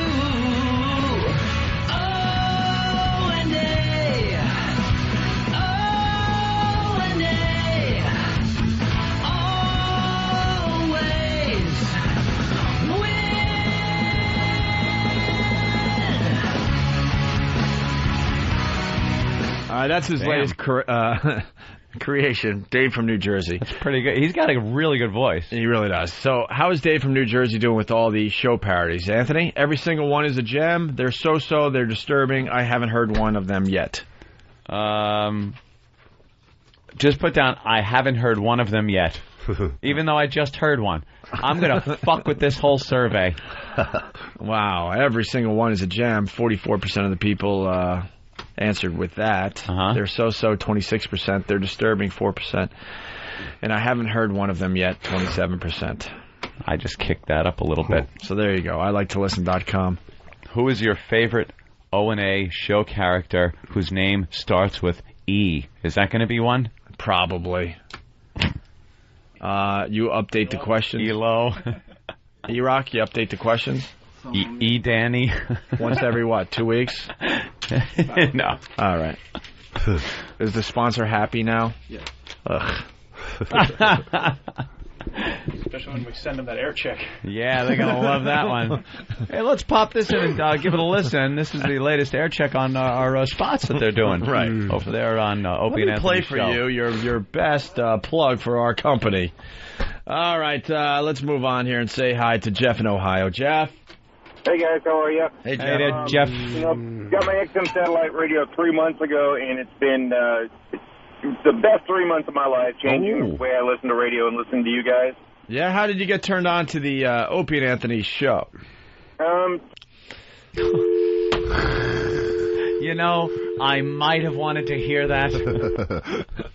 I'm thinking in my head, all right, a friend? Is he going to say a friend? Is he going to say he heard us, he used to listen when he was in New York years ago? Like, all these things ran through my head, and I'm waiting for an answer, and Opie hangs up on him. Joe, North Carolina. Better than the answer, by the way.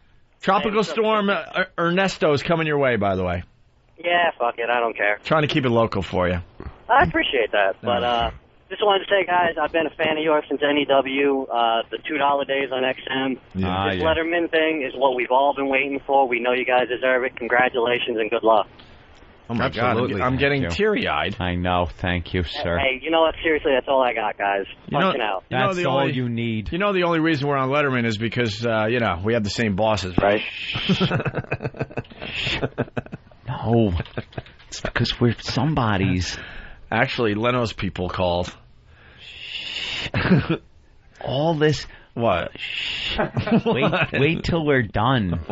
Wait till we're done. What happened this afternoon? What happened? Taping, and then you can talk about whatever you want tomorrow. Who called? Who this? What that? It's just keep the karma good. And you're entertaining guys. That's why you're on. You know, a lot of people work for CBS that aren't on the Letterman show. Tom Chiasano's not going to be on. He's a boring guy in a suit. You know. Yeah. See. Yeah. Good point. Good point. Yeah. All right. Well, I just want to write this. Let me see. 2. Oh, really? Yeah. Still? Yeah. Has there been any I better destroy this communication. Yeah, shred that immediately. All right. Run it through a triple crush shredder. All right, let's say hi to Jerry in Philly. Jerry, what's up? How you doing, guys? Hey.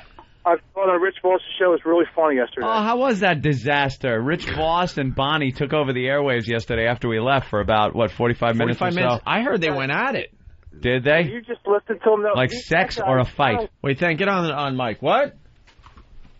Not only is that guy really funny, but his diction, or his mockery of diction, some of the shit he was saying was just unbelievable. Some of the stuff that was coming out of his mouth. Where did he grow up? Where did he learn to talk like that? I heard there was some tension between the two. Yeah? Was it real, or was it like, Bonnie's delivery that she likes to do from time to time? No, it wasn't like full-blown... AIDS? Yes. What are you... They weren't really having at it, but just she was making fun of him for being a bore, and he was getting really annoyed with it. Yeah, because he was really into doing this radio thing for 45 minutes. Yeah. You could tell by the way Jimmy was goofing on him about it. He was kind of taking it seriously, like, hey, I thought about this, and, you can't change the subject on me now. This is what I'm going to do. And I guess then his wife saying that I was boring kind of got him pissed off, yeah. Yeah. Then he was talking about childhood development.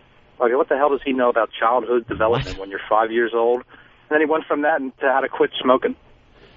Well, he panicked and went he went into the addiction thing. Yeah. Otto, he wanted to do a show on comedy. Yeah. I heard that about his influences and okay. Yeah. The Rita Rudner clip. Yeah.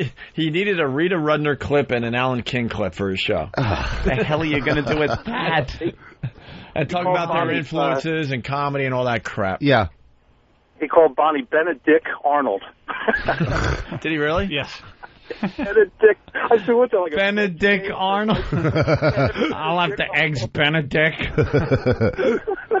So, was it good? It was hilarious. I was laughing just from hearing that guy talk for a good 45 minutes. It was just a riot. And plus, he's yelling at Bonnie, he's cursing at her, and she's cursing back at him. I just thought it was the funniest shit. Is she funny? I mean, Who? Bonnie. I mean, is she... She's done well on our show, yeah. Absolutely. But they go at it. When they're going at it, they're really funny together. Mm-hmm. All right. See you guys. All right, and Jerry. I feel the same way about, female comics. Yeah, that's what I loved about the PNC. It was a tuna-free show. None of that fucking Margaret Cho bullshit.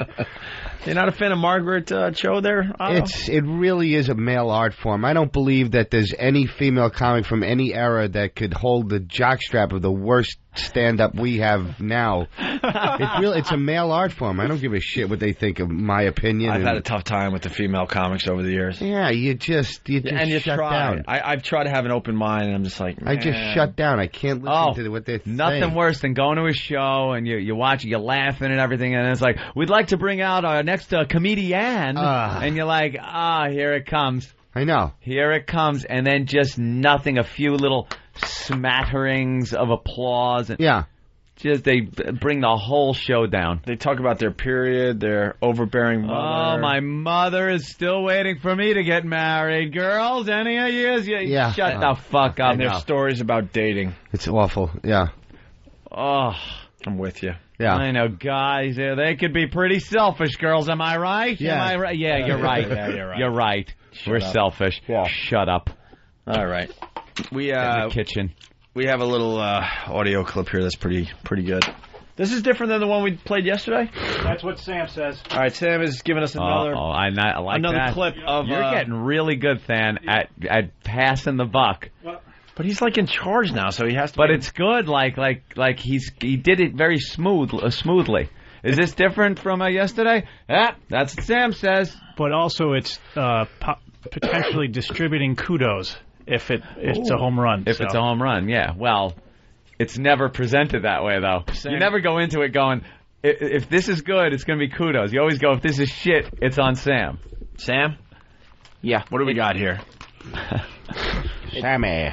George, if you want to make fun of Sam, by all means, because we all have. Oh, hello, my bloodless friend.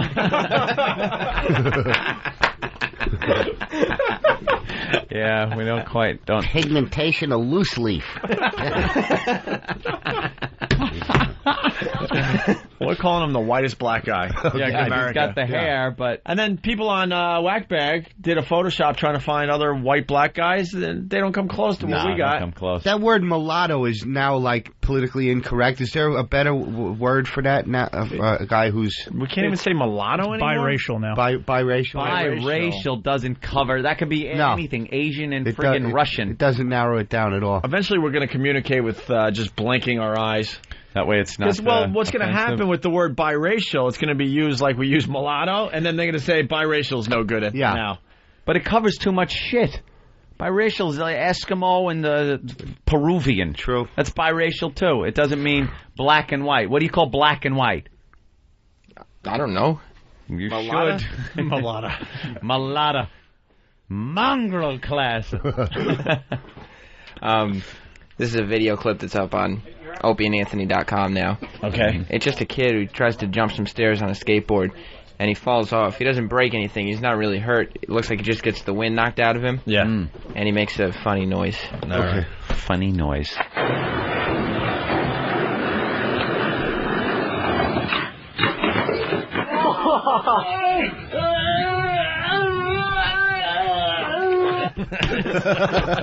That's a funny noise. Yeah. That is the noise of losing your wind. Yeah. That's you trying to breathe. Good job, Than. Good find. Thank you. Wow. Well, what do you got? It's Bob Kelly.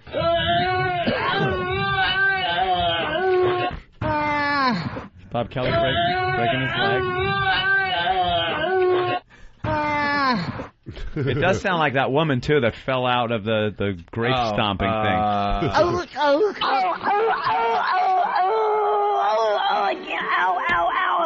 The music's still playing. I can't breathe. Stop. I think it's titled Son of Grape Lady. Yeah. Son of Grape Lady? Is it really? I think that's what it's wow. titled. You know what we have to play? Get E-Rock to get the full report. We always play that. We rarely play the whole clip where they go back to the newsroom. The whole setup, and they're like, gosh. I hope she's okay. Ooh, that had a hurt. Ooh. Yeah. Ooh, Phony anchor people. Yeah. Like they give a shit about this woman that's doing a grape stomping story. Ooh. All right, Sam, thank you.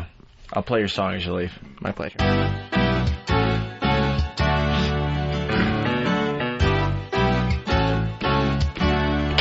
Sam's not black. His ancestors, Thomas Jefferson. He's not black. He doesn't have big lips, just a real big thumb. Well, his skin's kinda weird, it's not black or white. If he's white, then he's dark. If he's black, he's light. Who the hell can figure? Who the hell can figure? If Sam's white or a nigger. White or a nigger. Yeah, we're teasing, you know, 'cause he's white with an afro. Sam's not black. He's not black, don't smoke crack, he ain't black. There you go, Sam. That was good. Who we finally hired. He makes money now. Congratulations, Oh, Sam. that's great, He hung in there for like, I don't know, a year and a half, I think it was, right? Oh, He's cool. got a job now? Yeah. Then he's white. Then he's white. Well, but we're paying him like he's black. So there you go. We still don't know. He's the low man on the scrotum pole, though, right? Yeah. You're like low. You're low guy. Him and Bill. Who was low guy before him? Travis. So Travis has moved up. Travis moved up. Damn. I love this. When someone gets fired or leaves, everyone just kind of... Is there any animosity or anything that Derek pretty much got passed over by Than? Derek is his own entity. He's like the only one that does what he does, I guess. Whatever that is. Spell things improperly on the pad data and... Like, I don't think Derek... Like, I would be... If I was Derek, I'd be like a little fucking Than, man. You passed me over. I'm smart! I'm smart! Derek does have the full Grape Lady clip. Let's hear that. Well, I mean, we're playing this just to hear the dumb news anchors, because we've heard the clip a million times. I like the setup, too. The setup's good? The bad music, how happy they are, and how it ends in just tragedy. It's one of the most famous, like, videos. Fat load of shit falling out of a bunch of grapes. On YouTube and every other video freaking website, but we just love the setup. She's stomping the grapes for some dumb lifestyle piece. And one of the things that's done is right here, these buckets are filled with grapes. What kind of grapes? These are filled with Chambourcin grapes, and the winner this Saturday who stomps the most juice will actually win an overnight stay here at Chateau Elan. You ready? You ready to try it? Yeah, sure. Let's go. Not disgusting. Let's All right, go. you ready? Give us a 30-second time. Here we go. So what's the deal here? There's a contest to stomp, and how are you measuring who does the best stomping? And whoever stomps the most juice wins an overnight stay, but it's not the big only fat thing you idiot can do. actually tries to stomp out really quick at the end to win the contest, and that's why she falls out of the fucking thing. And what else do you have going on here? Well, if grape stomping's not your thing, you can come and spend the day listening to live music, eating international foods, having wine tours and fun. tastings, vineyard tours, seminars, arts and crafts. It's a lot of fun, a whole day. Stop. Stop.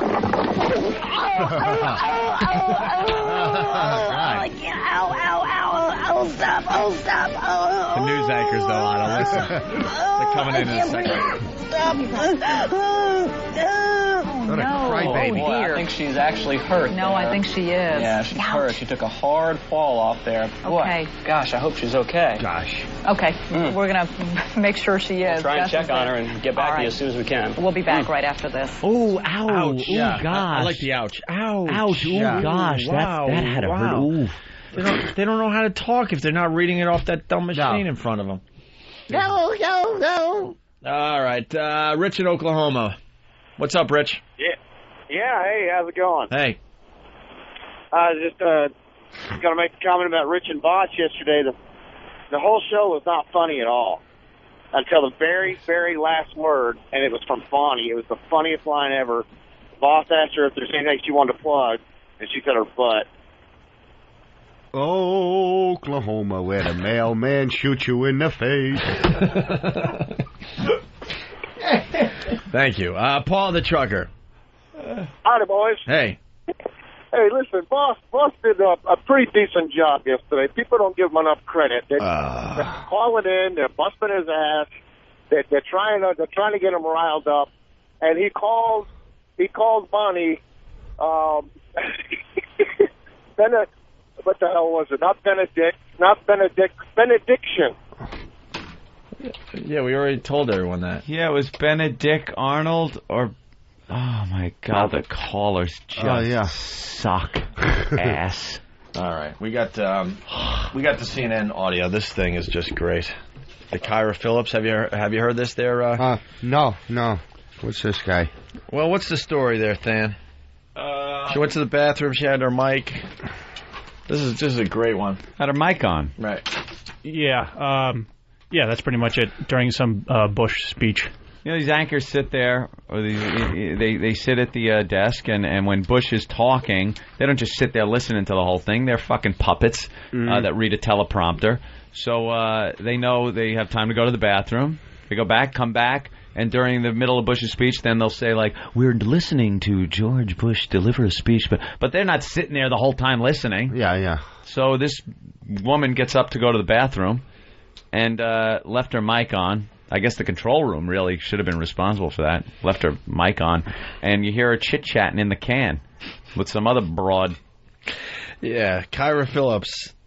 Assholes, yeah, I'm very lucky in that regard with my husband. My husband is handsome, and he is genuinely a loving, no ego, unintelligible, you know what I'm saying. Just a really passionate, compassionate, great human being. And they exist. They do exist. They're hard to find, but they are out there. You do unidentified woman, because just in case you can't understand what's going on. We'll see. He's going to come, He's set for an extended visit, unintelligible. This is from CNN. While we were supposed to be watching the Bush speech there.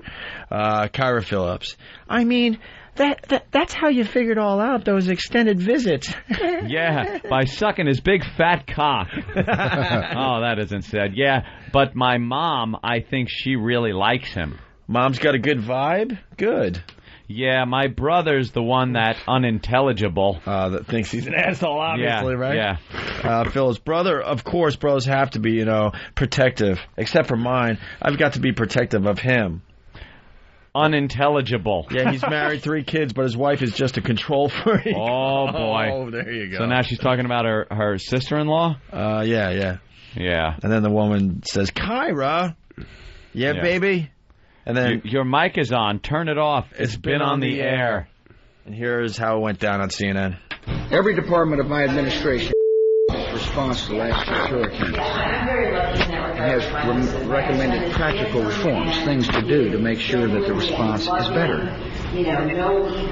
Chertoff, Secretary Chertoff. You know what I'm saying? Just a really passionate, compassionate, great human being. And they exist. They do exist. They're hard to find, Has expanded supplies so that FEMA can feed up to 1 million people for about a week. We looked at what went right and we looked at what went wrong, and we're addressing that which went wrong. I mean, that's how you figure it all out. Louisiana, we have pre-positioned supplies. People of the Gulf Coast. Mom's got a good vibe? At the federal level and at the state level and at the local level, we've all assessed. Of course, brothers have and we're now working together in better fashion. Except for we're mine, better I gotta be prepared. protective of him. And step 1 of rebuilding is to assure people if another hurricane comes. He's married, 3 kids, but his wife is just a control freak. Yeah, baby. In order to make sure that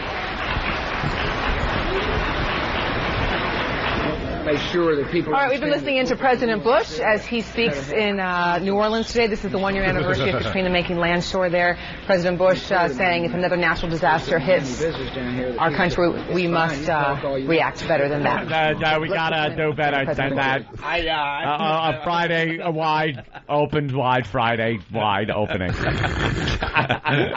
Do these people get fired immediately when they fuck up like that? Somebody had to get thrown out the door for that one. Yeah, you gotta fire them. Some little fucker in the control room, just gone. Isn't that great? All right, let's say hi to Twinkie here. Twinkie, what's up? What's up, man? Boys, I'm on my way down from Maine with 8,000 Twinkies for the Letterman Drive-In show. When are you going to be here? I'm looking to be there by 2. Are you on the road already? I'm driving right now. Well, where are you right now with the 8,000 Twinkies? I am just getting ready to come in outside skirts of Boston. Well, you better hurry up. Hey, I'm a truck driver. I can handle this. All right. Yeah. All right, cool. Breathing heavy. And you're going to hand out the Twinkies outside the theater there? Oh, yeah. 8,000 Twinkies. Nobody believed me on Pal Talk yesterday, but 8,000 Twinkies. I got 8 cases, 100 boxes in a case, and 10 Twinkies per box. You're just going to open it up on the street? What do the Twinkies represent? That's my name on Pal Talk. Oh, okay. I got connections to Twinkies, so I figure, what the hell? I'll bring 8,000. I got what I got. I think the connection is the fact that our listeners are all fat. Is that's what Twinkie is saying? Is that what you're saying, Twinkie? No, I'm not saying that because I'm not fat. That's the thing, you know. Right. Right. Well, I'm a truck driver. That's very cool. I hope we get a nice crowd outside the theater, and now they get Twinkies. So I think you will. I think it's going to be big. All right. Well, we'll see what you guys are capable of. Do we have the standby number? That's still yeah, 212-247-6497. It's on your pad data. Oh, it is. The pad data. Very good. All right, Twinkie, thank you. We'll see you in New York. Peace. All right. Hey, what was that clip you guys showed of where you were like shoe salesman? It was at the PNC, and it was something about a girl's fat asses. Did you like it? I thought it was great. I see a movie coming for you guys. Ooh, really? No, really. I mean, not nice. like the Howard Stern movie, but, you know, some kind of a teenage romp. You know, I absolutely Kiss see ass, that. shit like that. Do we look like teenagers? No, I mean, no, we're assaulting them. No, a gratuitous Bill Murray type of movie for you guys. I mean, absolutely. Well, let's just do good on Letterman tonight, and then this is huge. And then we'll start taking meetings in Hollywood, blow off the radio show, and have that easy life in Hollywood. That was our commercial. Yeah, that was our TV that commercial. Was great. I liked the way that was shot. It was really good. Didn't it look good? Like the whole look of the commercial. Oh, it looked was very good. crisp. It looked beautiful. Yep. Commercial's up on YouTube. Is it? Just Opie and Anthony in the search engine. That was great. The version you saw, which got a huge laugh from the 12,000 plus people at the PNC, will not be shown on TV. No, because the word ass was used. Come on, I hear that all the time. That's ridiculous. So we had to go at least with not on CBS or you know, any of the networks. So we had to go with the other take, which isn't as funny because you're not saying Comedy that she has a huge ass. What is the other line? What's the Something other? like it was. What did I say? But can I send you to a nutritionist? That's horrible. No, it was. It's not the dress. Yeah. It's so much better saying it's your huge ass that makes you look fat or makes you fat or whatever. I'll kind of listen and go, Jesus, it's not the dress. I mean, it works, but it would have been much better with the ass line. Yeah, of course. Yeah, the ass line, you know, hits him between the eyes. Yeah. You know? But now that's being downloaded like crazy on YouTube, and you know what? It's kind of funny because the commercial hasn't aired yet. Yeah. So who knows? We think they might have just made the commercial for YouTube. Is of course. What we're thinking. Yeah, I know. I haven't heard anyone that's seen it. I haven't seen it. The fuck? They spent all kinds of money on that thing. That thing was like, we were there for hours with a huge film crew. Yeah. You know, it was done on film and lighting people. It took forever to make. What's cool is XM just emailed us this morning. They're going to do an Opie and Anthony commercial. Oh, good. Really? Okay. Another flash animation? No. They said it's our commercial. Live action Opie and Anthony XM commercial. Really? For the fourth quarter. National spot. Let's say hi to John in Indiana. John? Hey, boys, what's up? Hey, John. Hey, Voss and Bonnie, like yesterday were just killer, man. But listen, I told him I really didn't need to talk to y'all, but the chick, the news chick falling off the stage or whatever it was, I just caught the tail end of that a minute ago, and it is hilarious. You've never seen that video clip? No, I haven't. No, I drive a truck myself. We're in the better half here, worse half, whatever you want to call it. See, I honestly will never figure out this radio thing completely because I'm thinking, why are we playing this again? Everybody has heard this clip. Yep. Yeah. Everybody has had to hear this clip by now. I don't know. I heard the majority of it when you played it there just a little bit ago, and it's just, I believe I've heard it once before. It's just hilarious, man. It's funny. She sounds like a beagle. Yeah, she got the wind knocked out of her. Yeah, that's what it is, man. Did you ever do that in school, like fall backwards off the swing?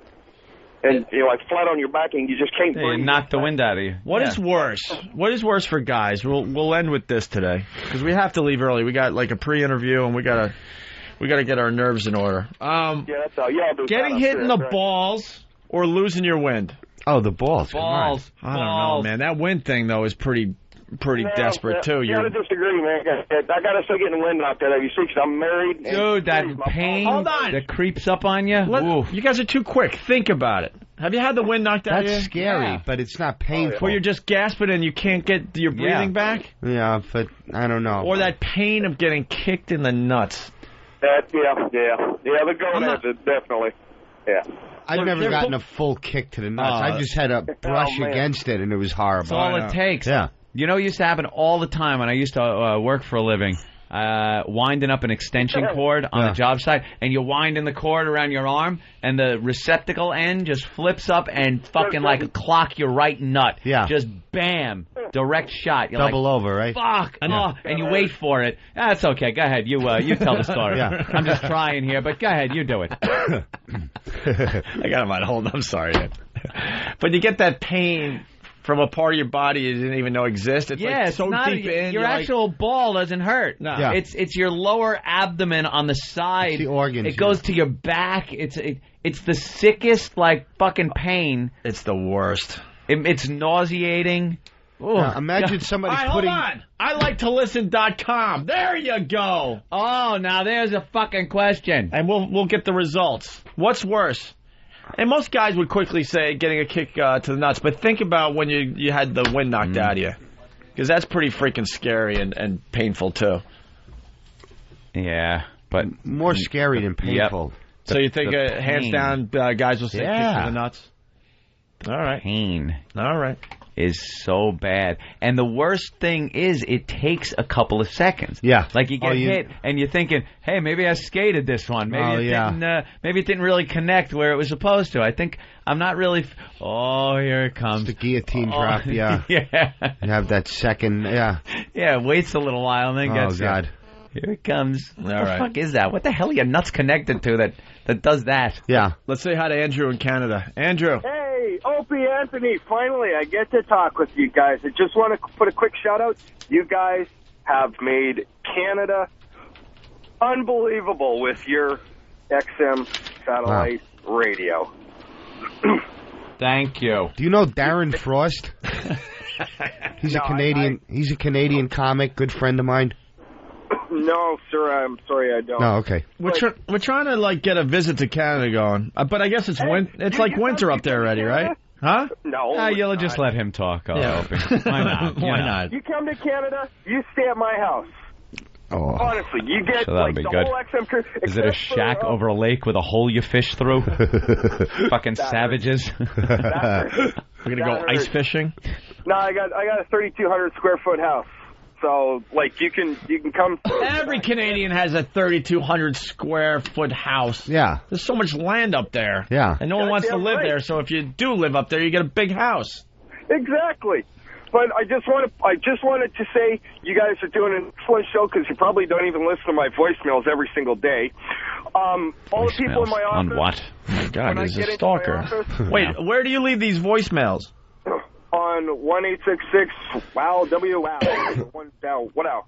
On your voicemail. Hi, thanks for calling the Opie and Anthony Show. That voicemail. Oh, yeah. I check those every day. Yeah, yep. Right at 11 o'clock, we all huddle into a room and see what wisdom we get from our listeners. Well, the people in my office hate me for the fact that I listen to Opie and Anthony all day. And they just get pissed off and say, well, can't you listen to something else? I went, no, it's my XM unit, so piss off. Oh, right on. Well, we're going to get up to Canada. We're going to have to wait now to the spring, I guess. What, till the spring thaw goes off of the lake? Yeah, man, winter's hitting up there any day now. Yeah. Not even close. I'm still in short sleeve and a T-shirt right now. Andrew, I lived in Buffalo, which is close enough. Yeah. You are close to winter, my friend. All right. But I just want to say thank you very much, guys. You guys are doing an excellent job up here in Canada on 202. Thank you. Thank you. Okay, bye now. You don't care about these people. No, we do. We actually do. They know we do. Pot's almost decriminalized in Canada. They're pretty hip up there. Yeah, they're almost legalizing it up there. Yeah. It's probably part of their socialized medicine or something. Well, they're just trying to keep people living in Canada. Oh, the new poll is up. That was fast. Yeah, but the other two crappy questions are still up there. Well, which is worse? Got to replace them slowly, I guess. Getting kicked in the balls or getting the wind knocked out of you? And I'll vote for you. Which one you going with? Balls. All right. Balls. Vote for me properly. I did. All right. Okay. 16 votes in. Getting kicked in the balls, 50%. Getting the wind knocked out of you, 50%. Wow. Otto? Getting kicked in the balls or getting the wind knocked out of you? Me? I already voted balls. Well, no, you didn't vote. I'm voting for you. Oh, okay. All right. Getting kicked in the balls, 63%. Getting the wind knocked out of you, 37%. Wow, that changes quickly. Well, a lot of people are doing it. Has Than voted? All right, Than. Balls. Balls for Than. All right. That went too fast. I didn't get to change the poll, but your vote is in. Travis. No, but he's got to go. The wind. Ovaries? That's why. All right, I'll vote for Travis. That has to be getting the wind knocked out of you. All right, for Travis. Wow, 92 votes in. There you go. They're voting. All right. Steve. Yeah. Getting kicked in the balls or getting the wind knocked out of you? Balls. Yeah. No doubt. Have you ever had the wind knocked out of you? Steve goes for the balls. Yeah. Oh, God. Yeah. All right. That's how we end today, I guess. We got to go. Wow. That was quick today. Yeah, we do have to go. But we're still working. I know. We have things to do. It's very busy. We're doing a pre-interview from 10:30 to 11:30, and then we're going to be over at the Letterman Theater anywhere from 3 to 4. I think we're showing up, maybe. We have time for a nap? We're going to try to nap together. Don't steal the covers. Yeah. It's going to be great. I mean, it's going to be a short moment in time, and then you're going to have so much to talk about tomorrow, and it's just going to be great. And then you won't be as nervous next time if you're nervous at all this time. Your mouth to God's ears. Yeah, it's going to be good. I did Joe Franklin. I know big time show business. Joe Franklin. Yeah. We did Donnie Deutsch. So let me tell you. They never aired it, well, and they've been trying to get us back ever since. I'm like, no. John McEnroe's show. We did John McEnroe's show before he got canceled. But that was like not doing TV. It's important that people see you, though, I mean, that's what we were thinking when John McEnroe's people called us. Yeah. You know that not one person the next day called our show and commented on our John McEnroe appearance? Nobody watches that? I swear to God, no one. Wow. I don't even know if the video clip's available. Hasn't been on for years now. Because I don't even remember, that was like 2 years ago. Yeah. I don't even remember what we did on that show or anything. Wow. So I went to YouTube thinking that might be up there, because like you said this morning, everything's on YouTube. Everything's going to end up on YouTube. Not our appearance on the John McEnroe show. That'll end up there. All right. Otto, what are we promoting today? Oh, the usual shit. I'll be at the Brokerage next Wednesday with Joe Conti, my dear friend out there, Joe Conti and Chips Cooney at the Brokerage next Wednesday. Basically, go to your MySpace account because you got a lot of gigs. The next one is September 8th at the Gotham. Yeah, we're trying to get a lot of O&A fans down for that because the crowds in Manhattan are really snotty and stuck up, and I want some of those. Cops and truck drivers and the O&A people. I want some real people there. Guys that appreciate humor. Yeah, definitely. Sticks in the mud. The blue collar people, good people. Hold on a minute. We got another poll question up. All right. I like to listen.com. What is worse? What is a worse catchphrase? Friday wide. Friday wide. Or no sleeves. What's the no sleeves from? That's my. Nobody else remembers my bomb from yesterday. Remember his bomb? Yeah, he bombed yesterday. Oh yeah. No sleeves. Oh, because there was a defect in my Letterman outfit. I gotta say, wide Friday. Friday wide. Friday wide. Yeah, but we need more choices. Those are the only two. Yeah. That's it so far. That were so horrific. All right, so we go to Otto and George's MySpace account to find out where he's playing, and we're trying to get him for the Cleveland O&A Traveling Virus. Yeah. Hopefully we'll have info on that. Is it just myspace.com/Otto and George? Yeah, that's it. Very good. That's easy. All right. I got a gig on that the Cleveland date, but I'll cancel it as soon as you guys say you need me. Absolutely. Fuck yeah, man. Yeah. It's some stupid party. It's no problem. I'd love to be involved in that. And I think the Cleveland show's going to be the last one for a little while. Yeah, I'd love to do it. I really would. Cool. We're thinking about taking it indoors to a couple more cities, but we don't know. So Cleveland might be it. Yeah, for a while anyway. All the info's up on opieandanthony.com. That was a blast. That was a great night. Oh, hell yeah. We wanted to get you for Philly. We just have too many comedians. Yeah, I heard, and you don't want it to go overtime and stuff like that, well, we have like 2 extra comedians in Philly, right? Yeah, Dom Irera, he's great, too. And Jimmy Schubert. That's cool. Used to be a really good friend of the show. We haven't talked to him in a while. We have no beef with the guy, but we haven't seen him in a while. He's really funny. He's very busy. So we got $10 lawn tickets. Nice. And that's for the Camden show. September 9th. Do I wave in my left hand or my right? Wait. And here they are. Walk out. Oh, man.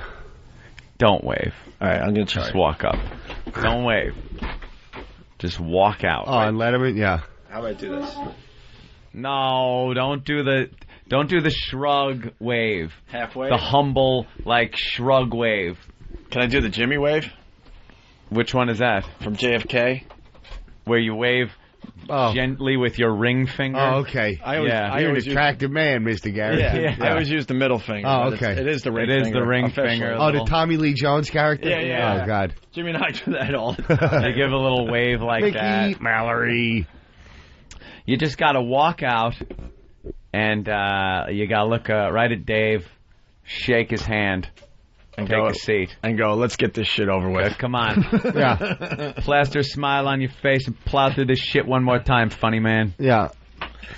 Right. It's the opposite of what I do when I'm a guest on your show. You should just come in, be entertaining, and take over, make your point, and then get out. Whereas I just sit here like a boob and don't even know I'm on the air and waste my entire day when I could be recovering from my flu. Yeah, I was under the weather today. This stupid rain from good job from our PNC show. Yeah. You did fine today though. Thank you. We had a very busy show. We had a lot going on. That was cool. All right, guys, thank you. We'll see you tomorrow. We'll have I'm sure, a full report on our Letterman experience. Oh, I'm sure we will. We're pretty damn pumped, I gotta tell you. Everyone's going to be watching. I'm excited for you. And we'll see a lot of you guys outside the theater with the 8,000 Twinkies. Yeah. That's all about. That's not our idea. But it'll be interesting. I don't even know how that's a tie into anything. I'm supposed to get $1,000 cash. We got it? Yeah. Cool. Well, I don't have it in hand yet, but we'll have it. All right. Yeah. I want to go have lunch on the street, so make it perfectly clear I don't have $1,000 cash on me. Oh, okay. Yeah, that'd be nice. I mean, Jesus. Yeah. Yo, man, what time is it? Right, exactly. Yo, man, you got a cigarette? Oh, yeah. Poof. Ding, ding, ding, ding, ding, ding. Holy crap, look at my luck. Yeah. Be getting my stupid, wrapped sandwich. Whole interview with Letterman will be how you got the big black eye. Yeah. Hey, that's not a broken nose. What, get in a big fight and just go out there with a huge black eye where he has to talk about it. Yeah. Well, you got to get punched. You want to punch each other in the face? We could go in the office right now. They do in the movies all the time. We'll just sit in a chair, and you punch me in the eye, and I'll punch you in the nose. Yeah, we got to do something special. They should have never told you were doing Letterman. They should have just brought you over there. You have too much time to fuck this up. You're going to fuck it up.